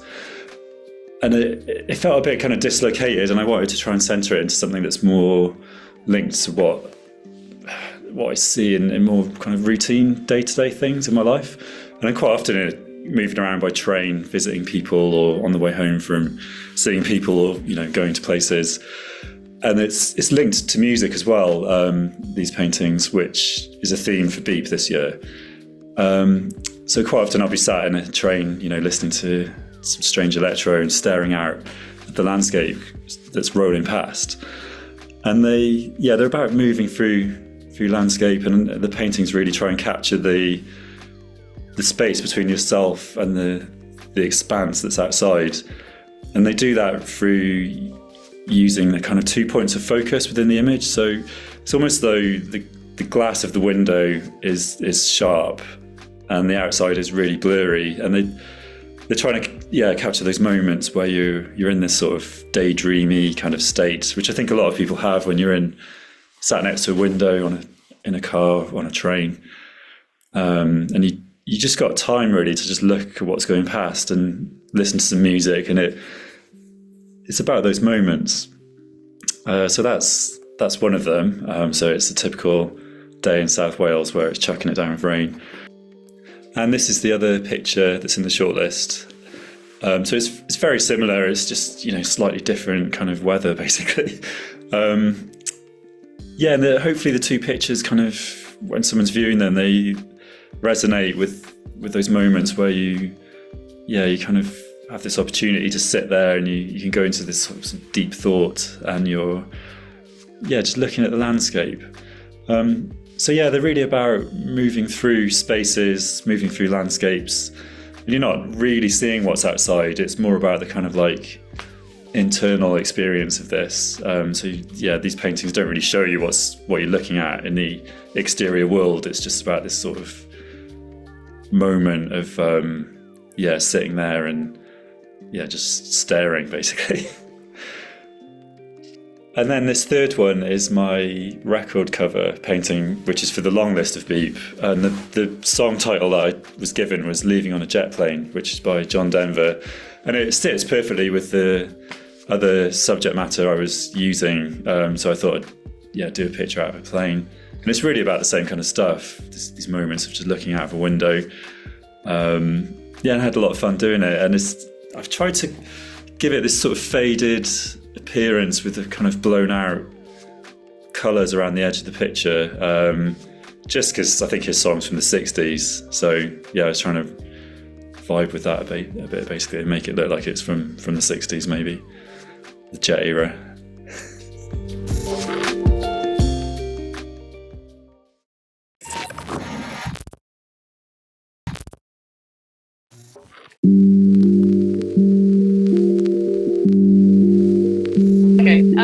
So my name's Joanna Mortrew, and I am mainly a painter, although I have started doing ceramics as well. And this painting in particular is called No Path Unfolds Neatly, which was an excerpt from my diary, actually, as a title. But I studied psychology, but also did fine arts. So a lot of my work reflects sort of psychological interests as well. So this particular painting is, most of my work and my practice sort of deals with feeling like fragility and awkwardness and this sense of being ungainly and a bit uncomfortable. And so that kind of filters through everything that I do. And this particular painting I started after having focused on ceramics for about 2 years. And so this work is a lot more abstract. It doesn't have a figure, which a lot of my work used to have. And I wanted to create this sort of monumental sense of something looming and coming up that is animated. My practice tends to draw from a lot of historical artifacts and relics, monuments. I've referenced a lot of things, and I'm constantly collecting stuff all the time. Like I go to museums, constantly referencing these little snippets of human culture, essentially. And I piece them together into this sort of entity. So this piece here is an example of that. These entities, I want them to be observing you as much as you observe them. So there's a sense of, I'm interested in that kind of conversation you get when faced with something you don't know quite what it is or what it's about, but it's a little familiar. This particular piece has a lot of references across an enormous amount of human time. I mean, I go back to 2,000-3,000 years. I'm referencing Roman sculpture, medieval hairdos, Mayan funeral masks. I also reference in this particular work some of my own failed ceramics because I was very new to ceramics. So I'm creating a lot of that, and bits that don't work I photograph and they go in as well. So it's a hodgepodge of human frailty and finding your way, in a way, hence the title as well. So I now only paint on LED bond. I've given up on canvas, and it's something incredibly freeing.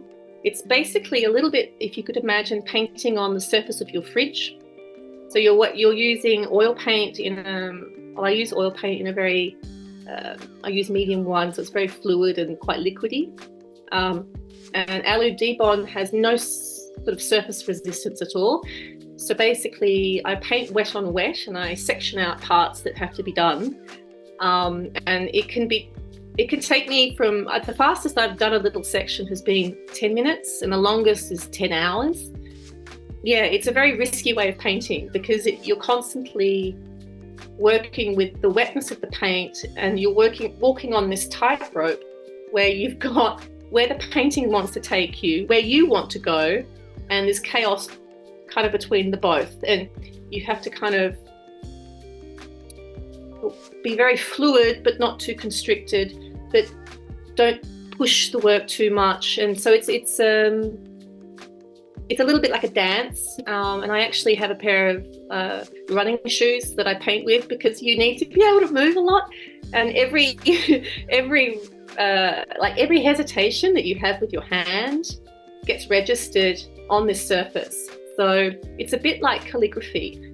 You're constantly working with the paint, having a fluidity of the movement suddenly. And if you don't get that bit right, you do it again and again and again. So something that looks really simple, it looks extremely fluid and simple when you look at the painting, but it has an enormous amount of work in it because I have to have that line look just perfect. So it can take a very long time, but it's extremely rewarding as well. Yeah, I mean, I love humans. I think we're amazing, and we're also terrible and horrible. And I love the enormity of all of that is something that I try and get in my work. And basically, a lot of these entities, what I want for them to do is to create a kind of a space where you're faced with something that you don't know. Sort of this space of potential kind of opens up, and I want these entities to have their own independence and their own assertion in the world, and that they have a foot in the past, and this could be a really long past, thousands of years. Also a foot in the present. I mean, they're here existing in front of you. They're of this world, but not entirely also. And they're also from the future. So it's this very nebulous space I want to create that's also quite timeless and universal, which is why I collect from so many different cultures these sort of elements and bits and pieces that are not individually recognizable, but they have a sense of familiarity about them. Yeah, I guess that's mostly it.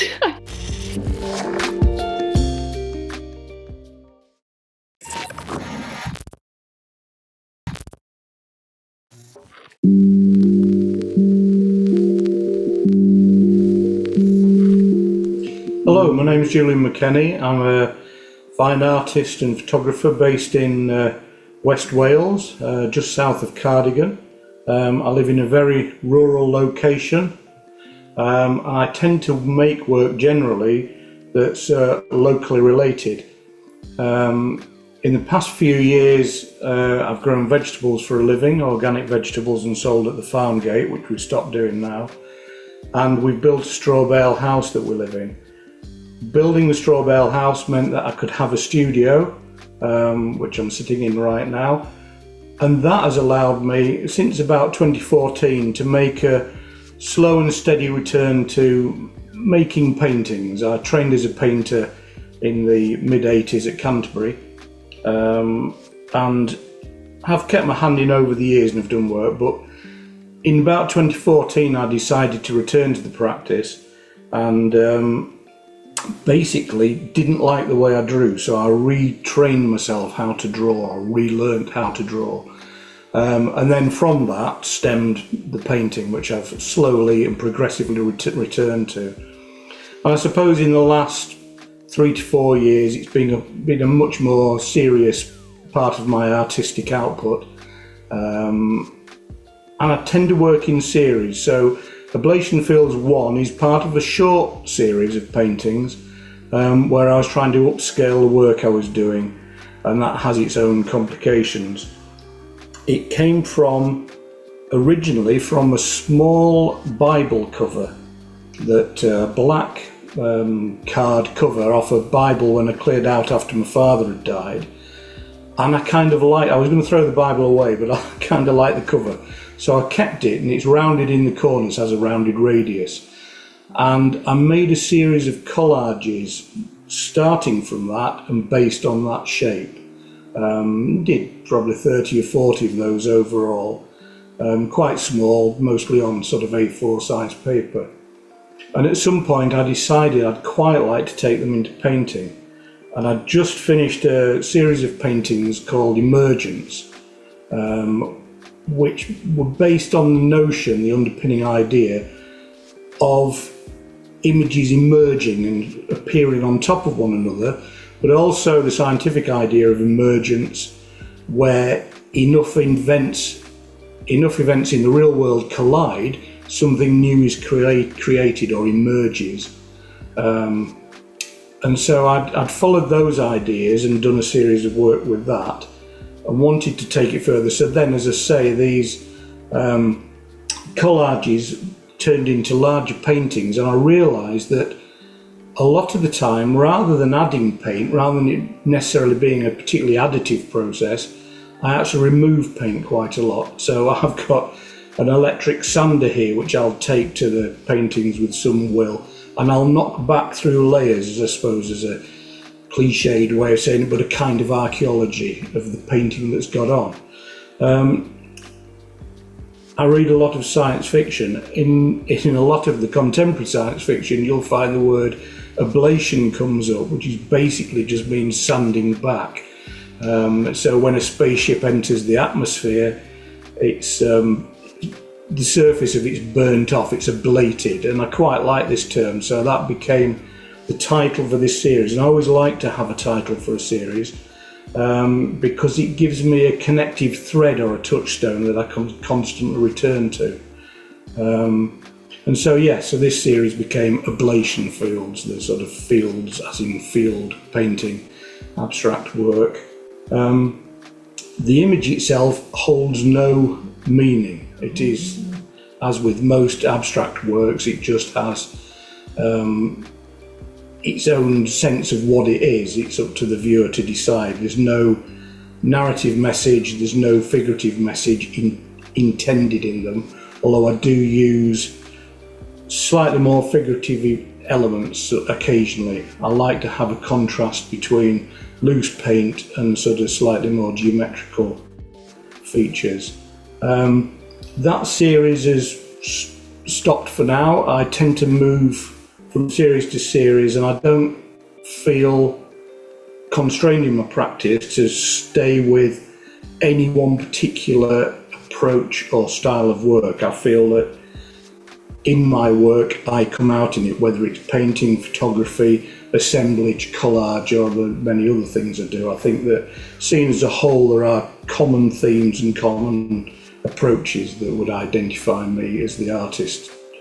At the moment I'm working on a series of paintings called Tidal Races, which are kind of an extension of the ablation fields. There's certainly a similarity in them, although there's a different underpinning notion involved in those. So I have quite a varied art practice, which in the past I have worried about, but I don't worry about anymore. I just see it as the output is what it is, sort of thing. I've tried, I think for the last 3 instalments of Beep to get working. It's been an ambition to be part of the show. So to actually get through onto the long list was hugely exciting and surprising, and then to become part of the short list is beyond what I expected and great. And it's already bringing attention to me. I've noticed there's an uptick on Instagram, so hugely beneficial, I think, to artists, especially if you are somewhere in a remoter area. You know, it's one thing being in the city with connections there, but if you're on the edges somewhere or peripheral, it's quite important to be able to show work in these things. I don't make work that's particularly commercial or I think would be seen in the commercial galleries in this area, and understandably so. They've got to sell work to survive. But I don't want to make that work. I want to do what I do, and so things like Beep, exhibitions, group shows, very important to get the work out there. So I'm very grateful, and that's me. Thank you.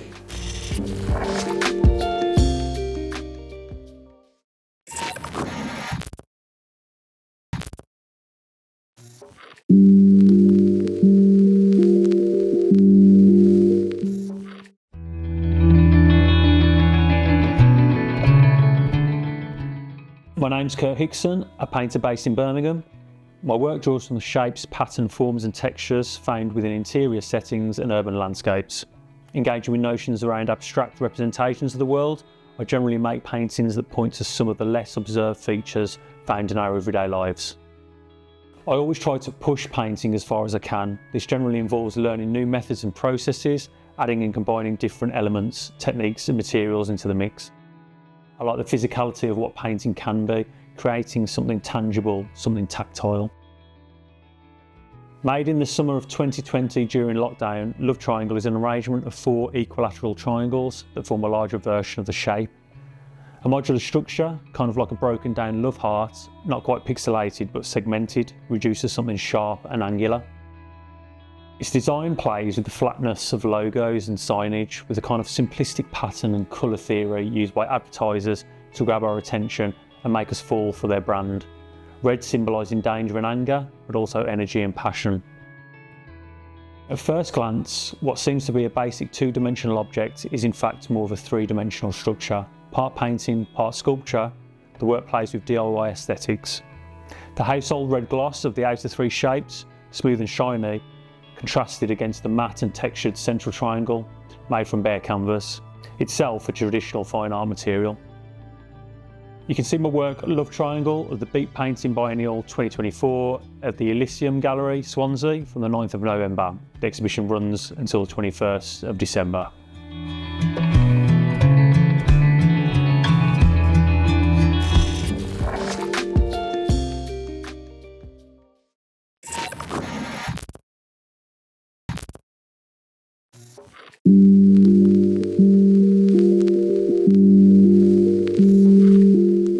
My name's Louise Burston, and I was born in Cardiff, and I now work here in my studio in Buryport, West Wales. For starting points for my paintings, I like to work from a different variety of sources, such as newspaper cuttings, old photographs, TV stills, and postcards, old postcards. I recently watched a talk by the artist Chiara Roche, who said the subject for her paintings found her. And I think this sort of happens to me when I'm looking for something to paint. I mean, I have my general themes, but yes, I guess I'm looking for something that I can imbue with a certain atmosphere. But also, recently, I realised that I was looking for things with very strong shapes. I used to be a graphic designer, and for many years, and compositionally, shape is very important to me. This particular painting in the exhibition is a postcard, was from a postcard of a holiday resort. Holiday resort postcards often feature swimming pools or ponds, and the shapes are very strong. I like the dominant shape of the pond in this one, and the way that the paths are sort of splayed out from around it. The original image was full of people, and in order to convey a sort of an emptiness or a Ballardian, J.G. Ballard dystopian feel, I often take out the people, and I just left the 2 boats. The pond was full of boats, but I just left these 2 boats that may sort of stand in for the human element in the painting. There are a few specks of people in the distance just to add a kind of sense of scale, but I particularly like the boats, the feeling that they're cast adrift. and they could be floating towards each other or away from each other. And the viewer might not know if this scene is based on reality or a sort of fiction that I've invented. And talking about inventing, I always invent the colours. I never use the colours from the original source, or very rarely. Often the original postcards are quite garish, but I never paint the bright blue skies, for example. I want this different atmosphere as sort of alienation. I work, in order to achieve that, I work with a very close tonal palette of colours. And for example, the artist Giorgio Morandi uses these sorts of colours in his still life paintings. And there's a sort of dead stillness about them that I hope that I've kind of conveyed in this particular painting.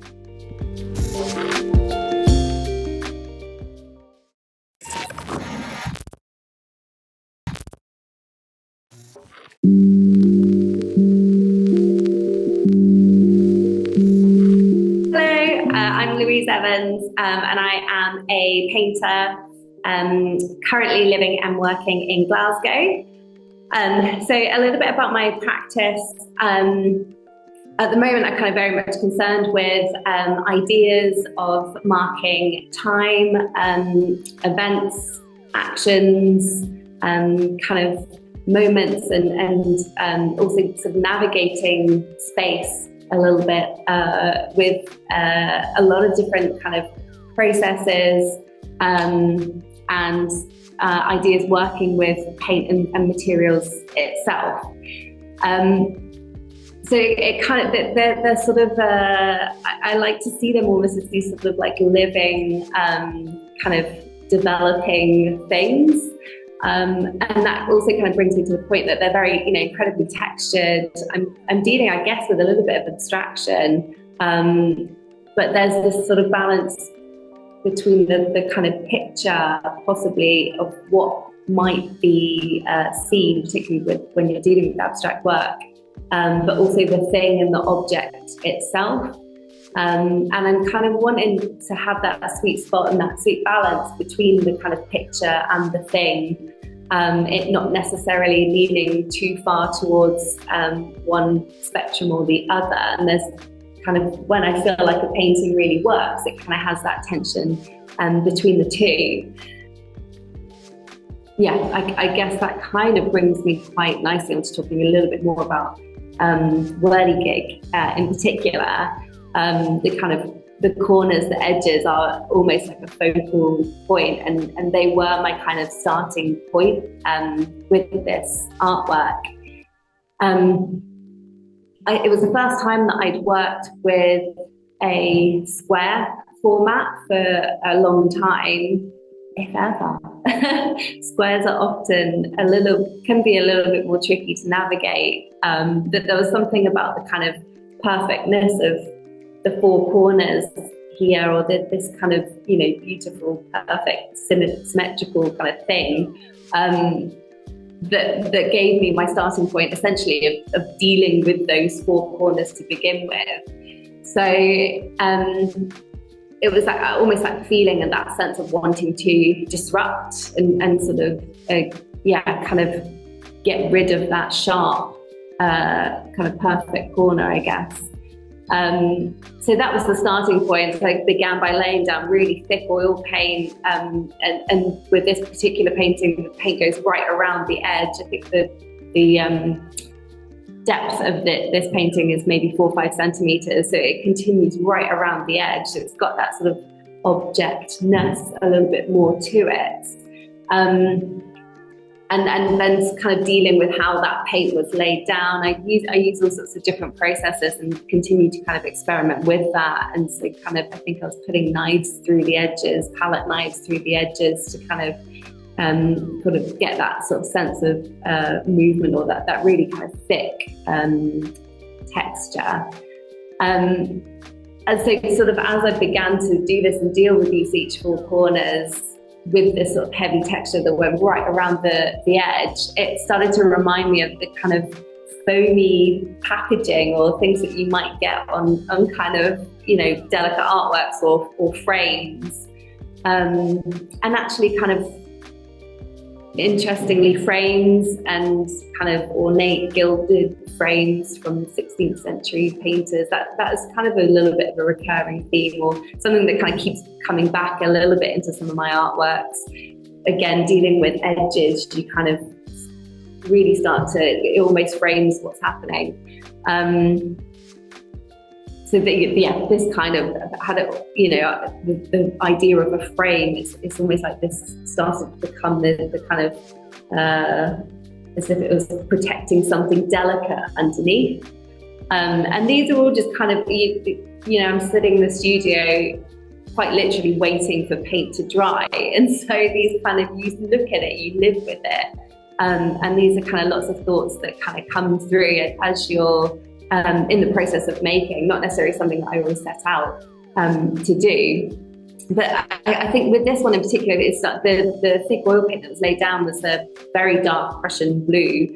So before I kind of dealt with too much colour here, there's sort of, I think the darkness of that and the texture and the kind of heaviness of these four corners, it almost started to become a little bit sinister when I was sort of looking at this. So less like this delicate, careful packaging, but it was almost like as if the paint was sort of a growth on the corners and kind of starting to engulf the artwork itself. So these are just, kind of some thoughts that were kind of coming to mind as I was making this. And I also, interestingly, obviously at the time I watched an interview or listened to an interview by the artist Sam Gilliam, where the American abstract artist, where he was sort of talking about the actual constraints of a stretcher, and that I think I do have a quote here on that. He says that without the stretcher, you have the space. And now, obviously, I have a cradle board. I work with stretchers. I work with kind of a frame. But it was just interesting kind of thinking about that at the same time, in that I actually like the constraints that you get from working, with a board, with a kind of a framework to begin with. And that's kind of what this is almost, I sort of liked that tension. I was working with the constraints of these kind of corners and these edges and what that was then giving and feeding me as the process went on. It was, hang on, I'm just going to move on to something else.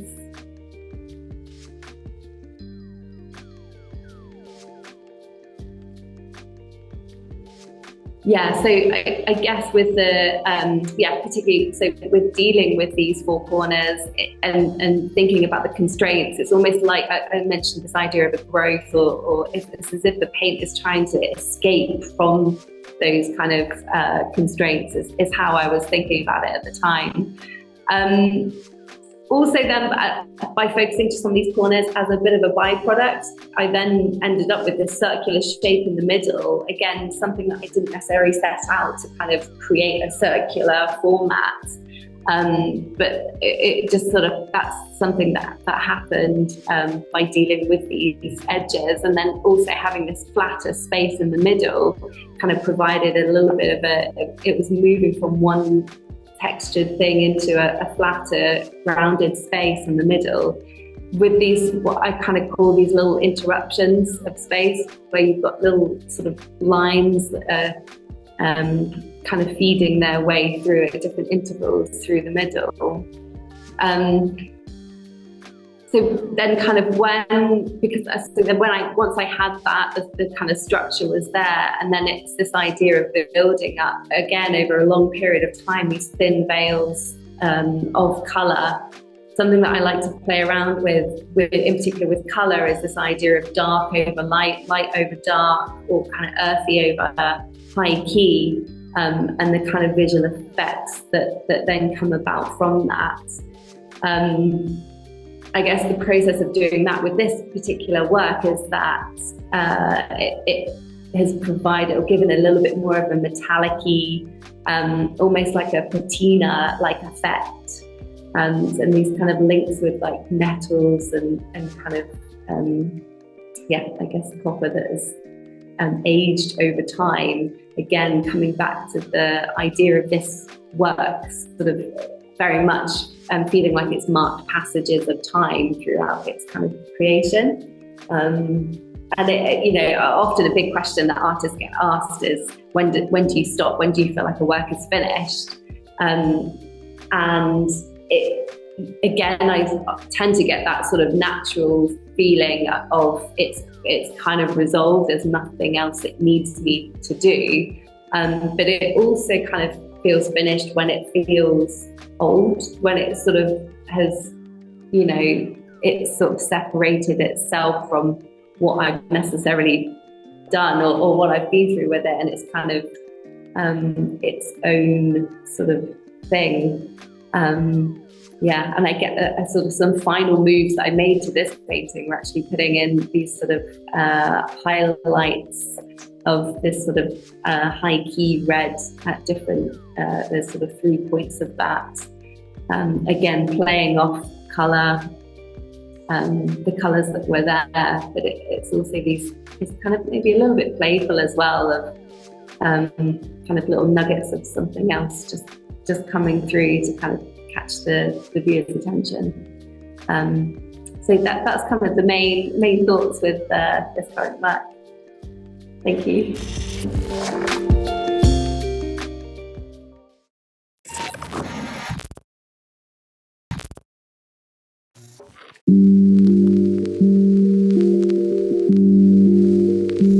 Hi, I'm Lindsay Gilmore. I'm from Lanarkshire in Scotland, and I'm currently living and working in Aberdeenshire. My practice is focused on representation within painting.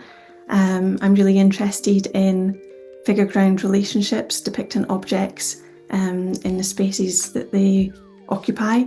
I've always been very interested in a sort of mundane subject matter, and about 5 years ago now, shortly after I had my first child, my practice sort of shifted much more to the home environment, where I've been sort of studying the objects that reside and seeing them, or sort of interested in how objects that we live alongside might be extensions of the self, and I'm interested in how they, how some objects sort of drift around the space of the home, and how they might sort of encapsulate the aftermath of family interactions, or relate to family dynamics.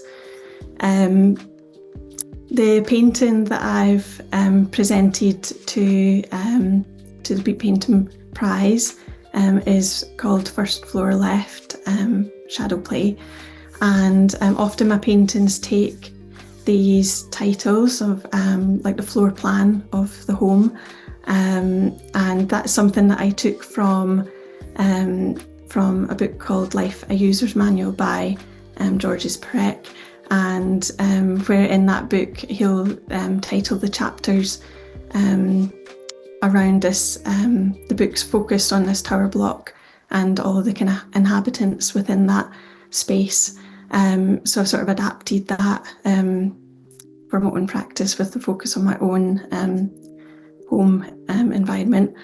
I often paint on sheet steel, and the steel is just 1 millimetre thick, and that's because I'm really interested in sort of the flatness of painting and surface qualities, and I'm interested in the painting sitting at just a mil off of the surface of the wall, to try and kind of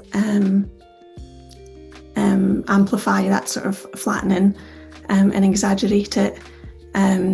Sometimes I work to the rectangular structure, and at other times I create shaped supports or extend out onto the walls or floor of a gallery space.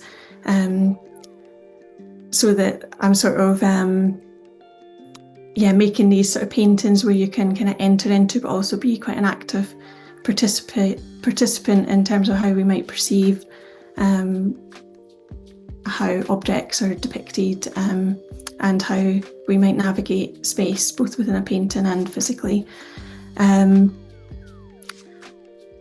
I've been sort of recently much more interested in considering these sort of objects that end up in a home, things that we don't necessarily choose to live alongside, and sort of interested in how the home is this compression chamber where all the inhabitants exist and all our things exist in this sort of shared environment, and how we might navigate that space. So this painting was one that I started back in 2021, and I got about 70% of the way with it, and then I didn't really know how to fully resolve the piece, or I couldn't really work out what it needed. And so sometimes that happens in my practice where they go into hiding for a while, and it's one that I recently pulled back out earlier this year, and was able to sort of find a way forward with it, marrying two different sets of sort of imagery alongside when I'm sort of painting. I kind of try and bring in as much feeling as possible and sort of memory of perception. So I suppose those are all kind of qualities that have been encapsulated in this piece.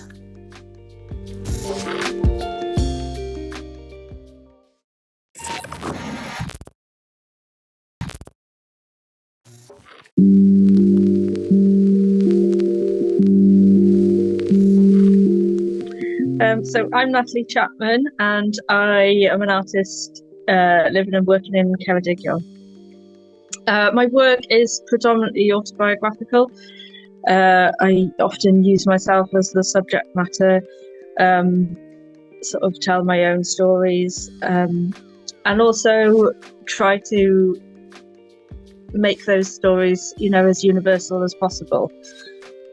So my piece that is in the Beat Painting Prize is called The Growler, and it's about the abortion law changes in America and the impact that has on wider women. I'm a young woman. I have 4 young daughters, and I'm kind of really passionate about the rights and choices that we have as women. So I have myself in this image wearing an American flag dress, and I've put the big hat. It's a play on the word, obviously, kind of maybe trying to reclaim the word.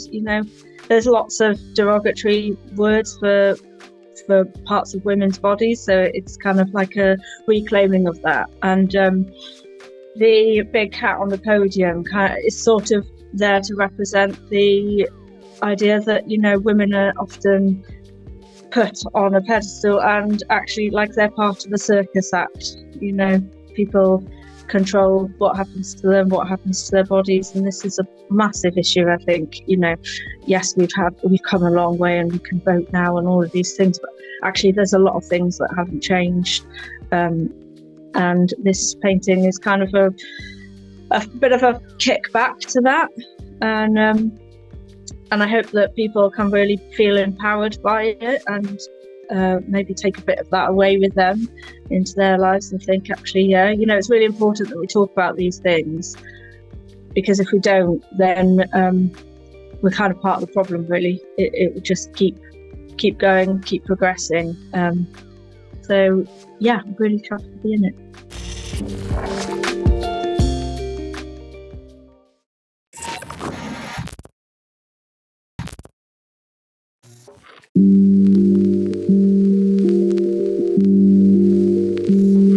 Hi, I'm Nikki Arscott, and I'm an artist and writer, originally from Hereford, and now living in Llanbrynmawr in Powys, which is in mid Wales. I specialise in painting and poetry comics, and I really enjoy collaborating with other artists and writers, which has given me an opportunity to work with people from all over the world and share their stories. My paintings are a bit like poems, so you might want to come back and have another look at it and see if your interpretation has changed. And I try and use things like metaphor and symbolism and repetition and things that you might normally associate with poetry in my paintings. A lot of my paintings address environmental and social issues. And at the moment, I'm really interested in the crayfish. So I've actually made a crayfish costume and I bought it to show you. So I guess you could say maybe I'm branching into costume as well as painting. I don't know, it's quite, you probably can't see it. It's got antennae and I've also got some claws here. So we're doing doing a bit of dance and costume as well to add to the painting. We'll see where that goes. And the painting that's going to be exhibited at the exhibition is called Un Bis Davis, which you might already know the song Un Bis Davis. It's a Welsh nursery rhyme, and it's a little bit like Tommy Thumb, the nursery rhyme in English, where you have to go through using your fingers and stuff. So it's a song that I learned when I first moved to Mid Wales and my children were small, and I'd go to the playgroup and you'd sing these songs every week and you get to know the tune. So it's ingrained in my head. And it goes Un Bis Davis, which means 1 finger, 2 fingers. And it goes all the way up to 10. Deg bis and dansion llon, which means 10 fingers dancing merrily. And it's, the figures in the painting are based on me and my friend who I actually met at the playgroup. And we had kids the same age and we'd end up doing all this fundraising together, like making cakes and and doing like weird kind of making cakes for like a whist drive and then making cakes for the market stall and making lots and lots of cakes and like always raising like £14. Like, yeah, we've raised £14 for the playgroup. So I remember the time very fondly. One fundraiser that we did was this Strictly Dancing competition, which was a lot more successful than the cakes. So yeah, I guess that's kind of what this is based on, but I don't want to be too prescriptive and explain it all away. But if you look closely at the painting, you can see there's like a toy on the table and some fingers, and then like little cups. Which are the kind of cups that I always find if you're in a community centre at the kind of community events, you get these little cups with the saucers and they're always pale green. Do you know what I mean? So yeah, there's that. And then, there's lots going on in there. I think moving into a different community to the one that you grew up in, which is what I did when we first had children, it can be a little bit like a dance. And you're not quite sure if you're pulling all the right moves. And it's a little bit like having kids as well. Like you don't really know what you're doing. So this painting was kind of made with love for the area that I moved to, but also made with love for anyone else who's been doing that dance. And there we go.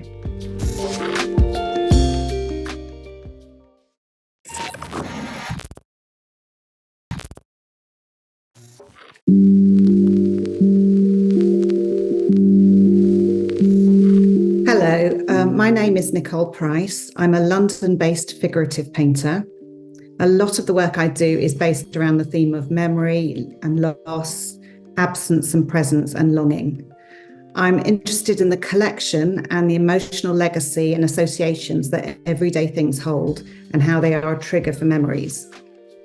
I started painting still lives during lockdown when I was made more aware of all the objects that filled my cupboards.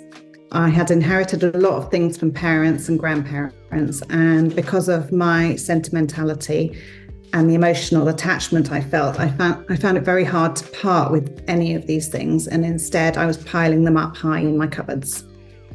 So thinking about these objects in a similar way to how I'd looked at old family photographs in earlier works, I began painting them to explore the idea of the object holding family histories and the stories of lives gone by.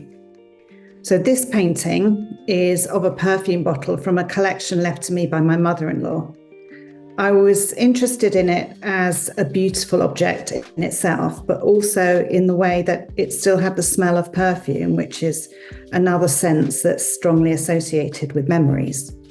So I thought by painting the bottle, which I did in sort of muted colours to give a sense of age and time gone by, coupled with the title, which is referencing the smell, because the title is I Can Still Smell Her Perfume, I felt this would evoke a collective sense of familiarity and memory. By painting in a frame, there's the idea of it having been selected as something special. I've been interested in framing in a compositional way within my paintings, but here I'm looking at it in a more literal way, yet still enjoying the compositional effect of adding a frame and bringing attention to the edges of the painting. The scale of the painting is also important to me. In making a really small painting, there's a feeling of intimacy and it draws the viewer closer, again, making it feel like it's something precious that has its own space and pulls you towards the work. I also like the idea of an object representing an idea, like the old Dutch 17th century still lives, where they would do paintings. The objects would be, indicating power or death or something like this. And here it's my objects are triggering memories and personal recollections. So the painting itself is on a French polyester, which is, I like painting on because it's got a very slippery surface.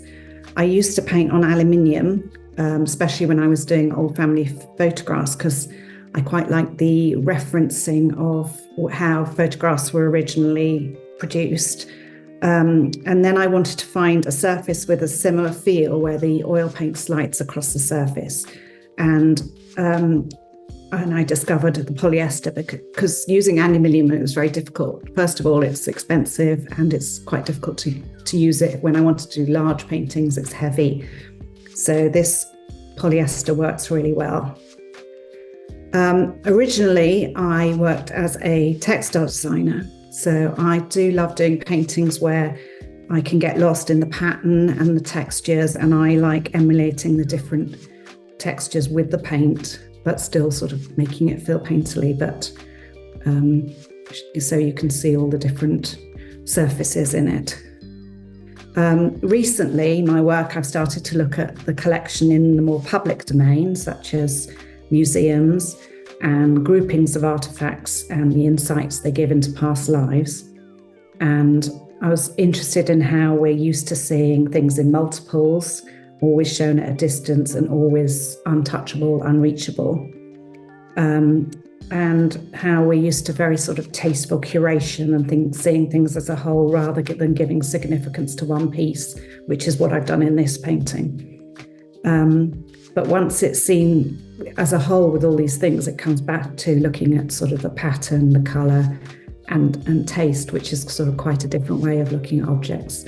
But I do like picking out the individual thing here, like I've done here, and so that everyone understands that it has a particular significance, which it does to me. And I hope that for other people, it will sort of be familiar and sort of evoke memories for them.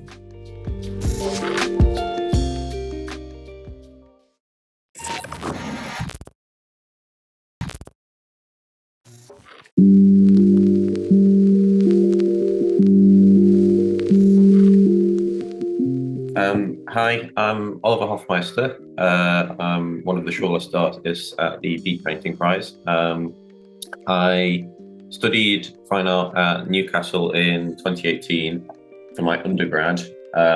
Took a few years out afterwards where this painting, Ampersand, sort of got made during one of those years, and then later returned to education when I went to the Royal Drawing School in 2022 to 2023. I work and live mostly in Newcastle, but sort of moved between Newcastle and London, especially after the drawing year. I've made quite a little base down there. But my work as you can see with ampersand, it's quite it tends to play on the imagination and the imagined image.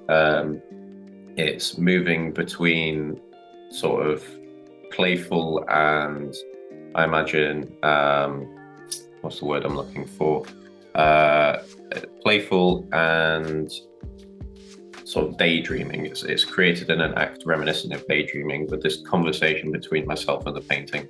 The paintings are never too big. This is sort of, as I've developed as a painter, it's realizing that I sort of have an interest in easel painting and the history of easel painting, much like many artists sort of end up, people that make smaller work anyway, tend to have an interest in. But yeah, my work tends to focus on the imagined image, and especially my own imagined image, with reference to the plethora of visual stimuli we see and end up just interacting with on a day-to-day basis. But my work tends to form as something but masquerade as something else. So for me, looking at ampersand, it's got these figures, but to me it's very much I think masquerading as a figurative painting, but I would say that this is probably more of an abstract work in my brain. It was looking more at tone and line than it was necessarily trying to depict form and figure. But lately, one of the reasons I went to the drawing year, I was trying to, I guess, rethink my practice and come to terms with the images that I was making, because I'd sort of fallen out of love with some of the images I was creating. So over that year of intensely drawing and intensely interrogating my practice at its very, very lowest run, the core of my practice being drawing, I've come out and I'm kind of processing that year still. So I'm still rethinking my practice a little bit, but I feel like I've got much more of a footing. I feel like I'm much better in the understanding of that I do make work that is sort of on a more domesticated scale. And I realized that art history plays a role within my work. So looking at the LP that I created, it's a man opening up a book. That has come about through, I'm currently on residency when I record this. I'm in Madrid working with the Museo del Prado, and that came about through looking at their collection and specifically looking at Zurbarán's painting of Hercules parting, I've got it written down here, separates Mount Calpe and Abia. I'm not sure whether I pronounced that correctly. But that painting came about through that. The pose of the figure is very much taken from those paintings. So going forwards, I'm hoping to integrate the work that I have or the work that I've made during the time that I was making ampersand, and that imagination, that imagined image, that spontaneity, that I guess improvisational side to the painting. But I want to now start to integrate it into seemingly much more of a holistic and I guess sort of try my best to attribute to the painting landscape, not just my own painting landscape, but try to comment on paintings as a whole. So yeah, that's me. I hope that I made some sense, but enjoy the show.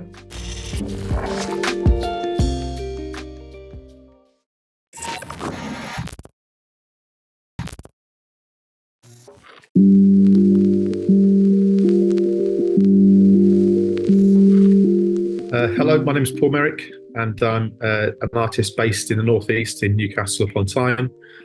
And this is my painting called Lowrider, Pontiac, part of a series of paintings I've been making recently that have been informed by sort of starting point was kind of sort of vintage images taken from National Geographic magazines from the 1950s and 60s, and this particular sort of series is all kind of like linked into car adverts from that particular kind of era that have a very sort of nostalgic particular like look, and I was intrigued by the locations and the sort of settings of these particular paintings, and wanted to kind of like play with that. There's something about these images that I'm using from this particular kind of era and that publication that I'm sort of drawn to. Particular kind of framing of the work, the kind of reportage of these, and also a little bit sort of tied into that things to do with sort of, I suppose, kind of like Mad Men, and that kind of era of kind of advertisements and how they would sort of sell cars, and I think with this particular kind of like painting, there was sort of something about me kind of taking out some of the elements of the original kind of found image, to kind of create a new narrative, something a little bit mysterious or sort of sinister. And I've been sort of thinking about these paintings, and also sort of thinking a little bit about Scooby-Doo as well. I've been kind of following an Instagram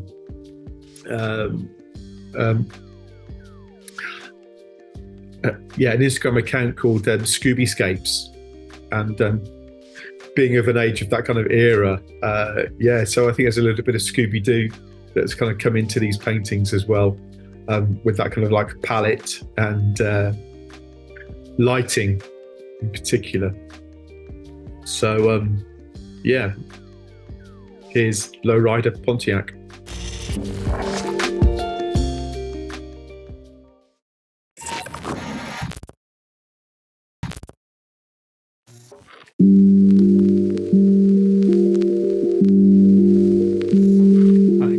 How I work is I just wander around places basically. I'll go somewhere, might be in it for another purpose, but I'll always walk around, and because maybe I'm of a certain generation, I don't spend that walking around time staring at a mobile phone or a smartphone. I spend that time looking at back alleys and back streets and just looking around as I go wander around some town or other. I've always got a sketchbook in my pocket. I often take a camera with me. Well, I nearly always take a camera with me. And and then I'll draw something, or I'll draw something and take some photographs of, say, something that's taken my attention. And then I'll keep them. They might not necessarily be worked on ever. They might not necessarily be worked on straight away, but they'll be there in my sketchbooks. And what tends to happen is it's a combination of a feeling I have permanently about the world being a chemical reaction with something I see when I'm out and about. And those two things come together then, and they might become a piece of work. This particular piece of work came about for me walking around Newport, where I studied fine art back in the 70s, and I go back there now and again just to check it out.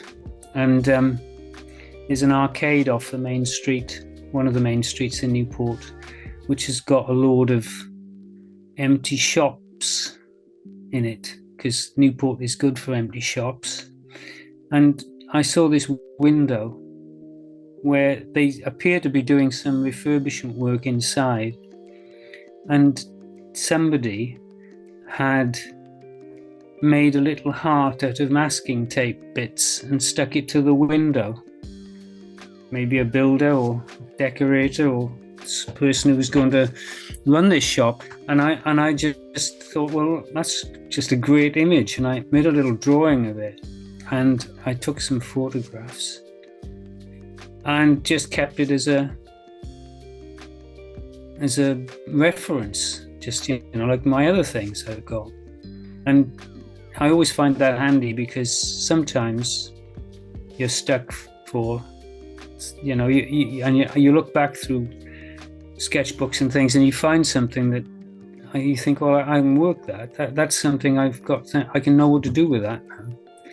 And this was one of those things, because I didn't know what to do with it until the brief for something to do with World Without Love came along. Because, it's obvious then, isn't it? And from a formal point of view, what I liked about making this piece of work was it's a piece of masking tape stuck on glass. So you've got something that's quite solid floating in front of a rather nebulous dark interior, which seemed to have like a chandelier and scaffolding poles. And plus the fact, of course, because it's on paper, it's behind glass. And so there was a sort of like picture plane, not picture plane tension going on that I tried to catch from a formal point of view, as well as having the sort of storyline of the heart on this desolate, empty shop. Which then, of course, because, World Without Love was written by Paul McCartney and given to his, what could have been his brother-in-law, Peter Asher, Jane Asher's brother. And, obviously then the obvious thing to do is to call it Lonely Hearts Club, as in Sgt. Pepper. So that sort of tied it up rather neatly. And that's how this piece of work came into being. I probably wouldn't have done it if I hadn't seen the brief for the Beep International this year. So, it sort of became because it was almost like, because the album, the record sleeve thing was a bit like having a graphic design brief.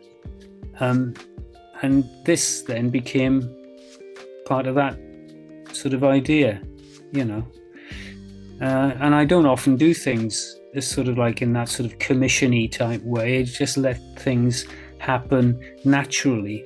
I mean, it's just that maybe this brief or this slant on this exhibition gave me a nudge.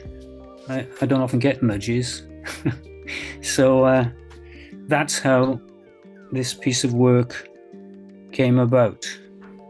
And that's generally how I work. It's just like an organic thing. I don't have what one might call an idea.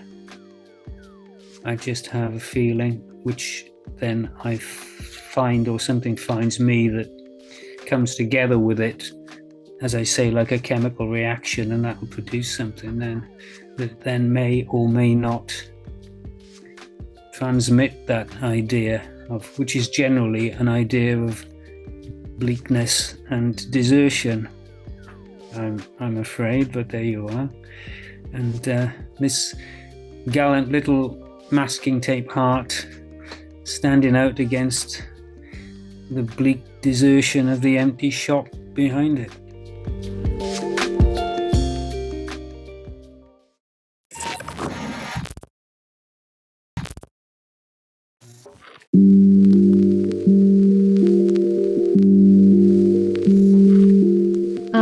I'm Rachel McDonnell, and I'm based over near Stroud in Gloucestershire, and I'm a painter generally.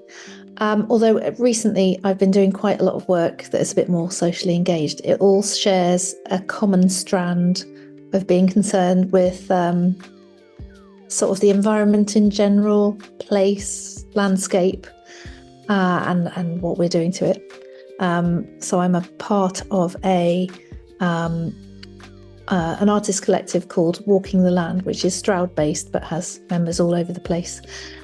And we're doing a big project called Growing Places, linking food, farming, landscape, environment, and getting the community out in the landscape, thinking about these things, doing immersive activities and so on. But when I'm painting, all of these concerns get into the mix as well. I should say my other half is an environmental lawyer, so I never escape tales of things that go wrong, and what works, what doesn't work. There's more of what doesn't work than what does work. And so it all permeates. Actually, the Walking the Land group that I'm a part of has kind of played a big part in bringing me back to landscape painting. So for a while after my kids were born, my work went a bit dotty, literally. It went very abstract, and there were a lot of op art, visual, shifty things. But now I've reverted back to landscape, and that's partly because of the Walking the Land collective that I'm a part of here in Stroud. One of the things we do is we go for a walk on the first Friday of every month, and it's brilliant because it's with other artists, spoken word people, photographers, painters, drawers, you name it, they're there. And somebody leads a walk with a theme in mind, and we just walk, we stop, we do the odd bit of drawing or painting, whatever we feel like, or there's a specific exercise to do. But the basic thing is that you walk, someone shows you where to go, so you don't have to worry about getting lost, and you find somewhere new.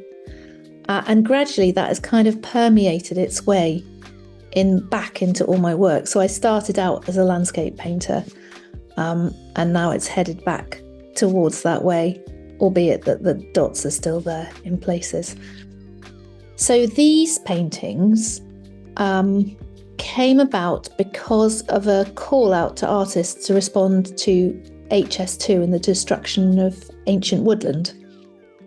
And so I went up to a couple of places, and they were kind of near where my husband grew up. And one of them was a wood that he used to play in when he was a kid.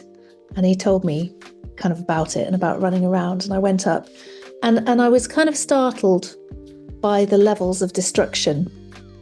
It was just awful. It was on a scale I kind of couldn't imagine. It was a bit like the Somme. There were kind of those Paul Nash paintings of twisted roots and upended ancient trees and churned up mud. And there was a lot of tree marker paint about the place. And I didn't know quite what it meant. Whether it seemed like there was code. There were different hieroglyphs, there were different colours. And they obviously meant things to the people who were marking out the trees and then taking down the trees or leaving the trees. And I didn't know whether those dots on any one tree meant leave this tree or take this tree down. And there was basically this beautiful remnant of ancient woodland, and then there was total destruction next to it where the rest of the wood had been. And where they had ploughed through, not even to build the line that eventually isn't really going anywhere, but actually just as an access route. And so I was sort of moved to do a series of paintings. Some of them are diptychs like these ones. And the thought is to do a beautiful little painting of a beautiful place and then to destroy it. And that if that feels bad, which it really does, not least because I'm not great with a can of tree marker paint, which is what the dots are made of, I frequently miss or half miss or something. And even if I want to destroy it, I want to destroy it in my way. So it feels horrible and really nerve-wracking and very strange. But if it feels strange to do that to a nice little painting, how much stranger and more awful is it to do it to the real thing? That's the idea behind these. And then there's also the fact that I was slightly conflicted, because although the meaning of the tree marker paint is slightly horrendous, I really like the colours. So quite often around us, because of ash dieback, you'll go through a wood and it will be quite a grey, bleak day, and then there'll just be these pops of colour around the place. And they're kind of, initially, I just kind of really like them. But then thinking about what they signify is a little less comfortable. So that's about the size of it. That's where these paintings come from. And otherwise, I try to make them a little bit translucent to sort of, I suppose, to imply a little something about things not being too solid and permanent and being a bit fragile. And there's a lot of glazing and layers and feeling your way, and trying to reflect the complexity of the woodlands in as simple a way as possible. Because I went out into the woods last year thinking I would be there for a couple of weeks and then go back to my studio to work it all up. In the end, I was out in the woods for 6 months, because even though there are only beech woods around us, which are fairly uncomplicated as woods go, there's still such a monumental amount of things going on. It's almost impossible to get your head around it all, let alone get your brush around it all. And that's about it, I think.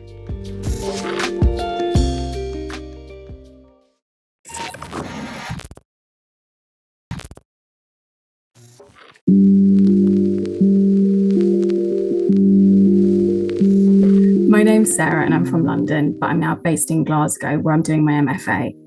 In my painting practice, I focus on how in contemporary Western society we're bombarded with images.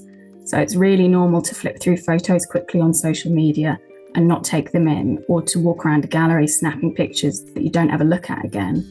The world's oldest surviving photograph is of a view out the window, but Instagram is full of photos of people looking out their windows, and we don't really get tired of it. W.J.T. Mitchell talks about the act of looking at a landscape as taking in the view rather than admiring any particular feature. So these two paintings that I'm showing for Beat, they're about the act of looking. They're landscapes, but they're landscapes from the perspective of someone who spends a lot of time indoors. And since COVID, I've been reflecting on my dissatisfaction with my relationship with nature. I'm interested in the landscape as a mediated construct, reshaped by the frames that surround it and the viewer's relationship to it. The way that the structure of these frames creates their own picture plane, transforming the reality on the other side into a flat surface. My hope is that these paintings force the viewer to slow down to interpret their pictorial logic, presenting a moment of respite from our hyperconnected state of existence. I'm interested in the slowness of painting compared to new media, and what happens when I spend a lot of time in the studio, building a relationship with the paintings and with the image that I'm making them from. I have this obsession with the surface of painting, and to the frustration of everyone around me, I spend quite a lot of time sanding down and repainting again until the images feel resolved. I'm fascinated by that moment of slippage between copying a reference image and when you find that you're just painting. Why does that happen? When does it happen? And what does that do, if anything, for the viewer?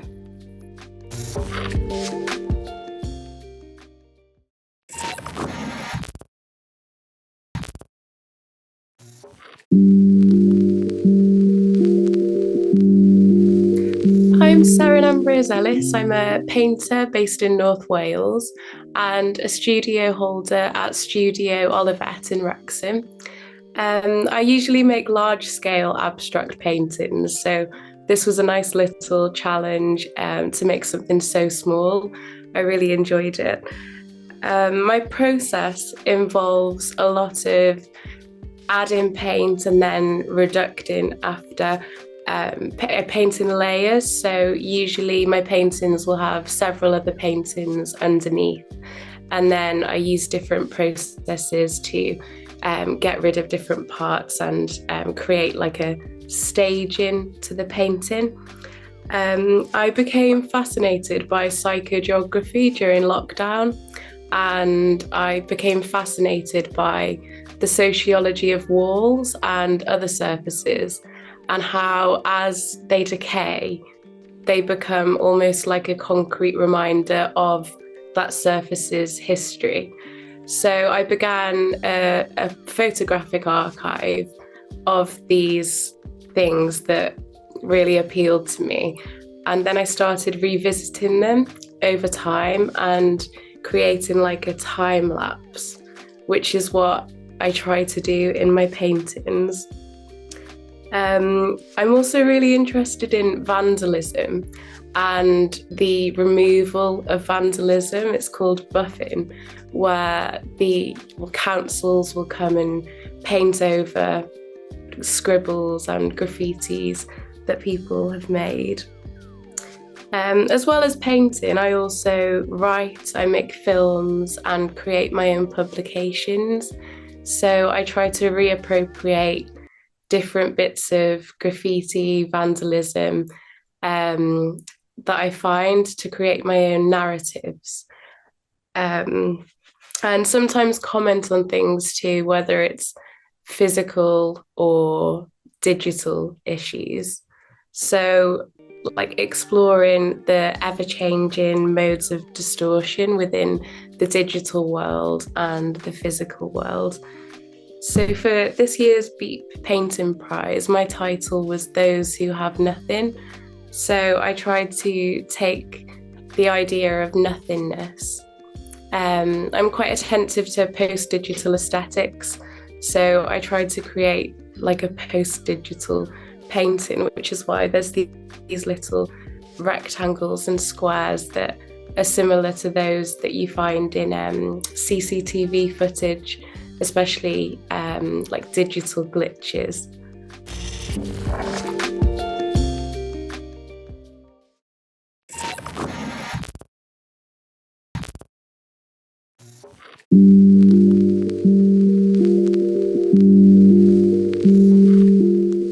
Hi, my name is Susan Adams. I'm a painter, and I work in lots of different media. My one of my main concerns is narrative, really, and I love folk arts and films, literature. It's all great inspiration for me. I was trained at went to art college at Norwich and at Slade, and studied painting. But I was always really keen on painting on sort of objects, and not necessarily working on canvas. So that kind of love of wood, really, as well, and that it sort of was alive once as well, and painting it too gives it this kind of, I don't know, slightly animistic quality or something. This piece is called Take Me Out of This Place. It comes from a project about the Mid Wales Hospital in Talgarth. Which was formerly the Brecon and Radnor County Asylum. When I had a look through the windows, the rooms were filled with piles of rotting furniture. And when you looked at the outside of the building, you're met with a grand portico through which people would have entered years ago. I went to had an amazing time. Very, very moving at the Paris archives, and looking at all the records of the patients as they were taken in over 100 years ago. And one of them there was a letter, and one of the lines was "Take me out of this place," which has inspired the title of this piece. I just want so it's that and. Yeah, these are scenes from around the asylum, and I just want to show this idea that your private space was also made public too. So it's you're entering to something, but you're also leaving another world behind.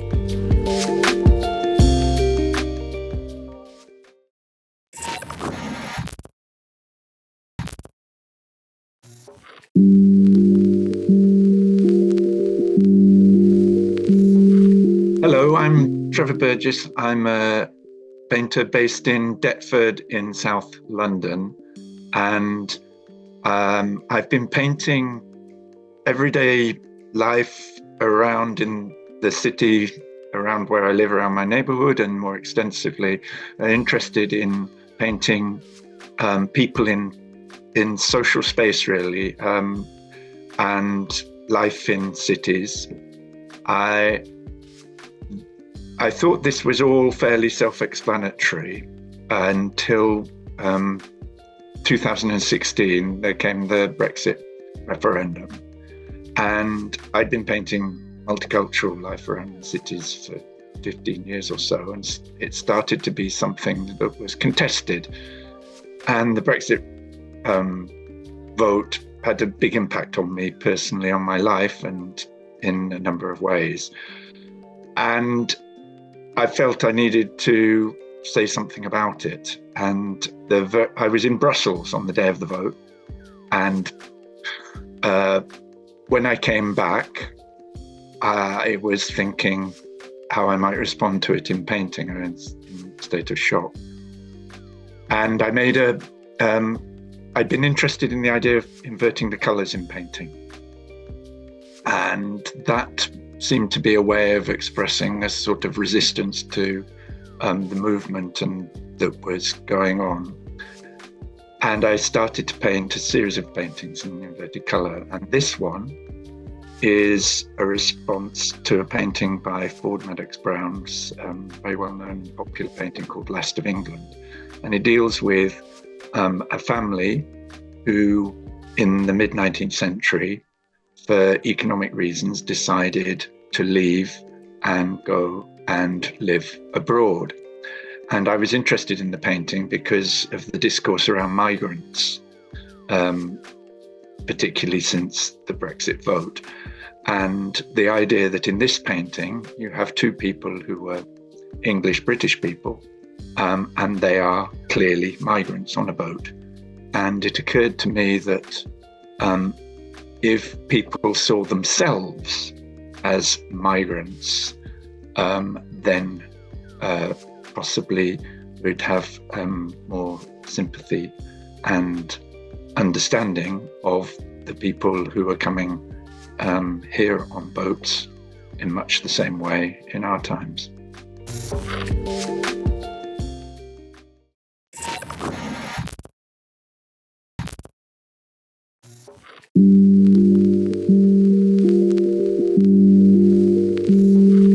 Okay, my name's Victoria, and thank you very much, Beep, for selecting me. Right now I'm sitting invigilating my exhibition in London called Intimate Immensity. So if someone walks in, please forgive me. This show is of wilderness places in Britain, Dartmoor, North Norfolk, the Scottish Islands, places like that. They tend to favour reality, but also sometimes abstract colour fields, often devoid of detail, a gloaming liminal land, which affects us as much with absence as presence. I aim to capture a sense of solitude and timelessness. More recently, though, my sources are becoming increasingly diverse. Normally I work from life in the landscape. In the case of Leaving Europe, images are captured from a plane window. Leaving Europe shows the coast of France. I didn't see the migrant boat, but explores my personal ease of movement in stark contrast to the experiences of others. Borders are an emerging theme and recurring theme in my work. I view borders not merely as physical lines on a map, but as complex symbols that define, divide, and connect us. To me, borders embody a multifaceted concept of safety and exclusion, identity, division, freedom, and restriction. A world where money rules, there seems very little room for the love of this planet or humanity. I won't stay in this world without love, but in reality, I have no choice.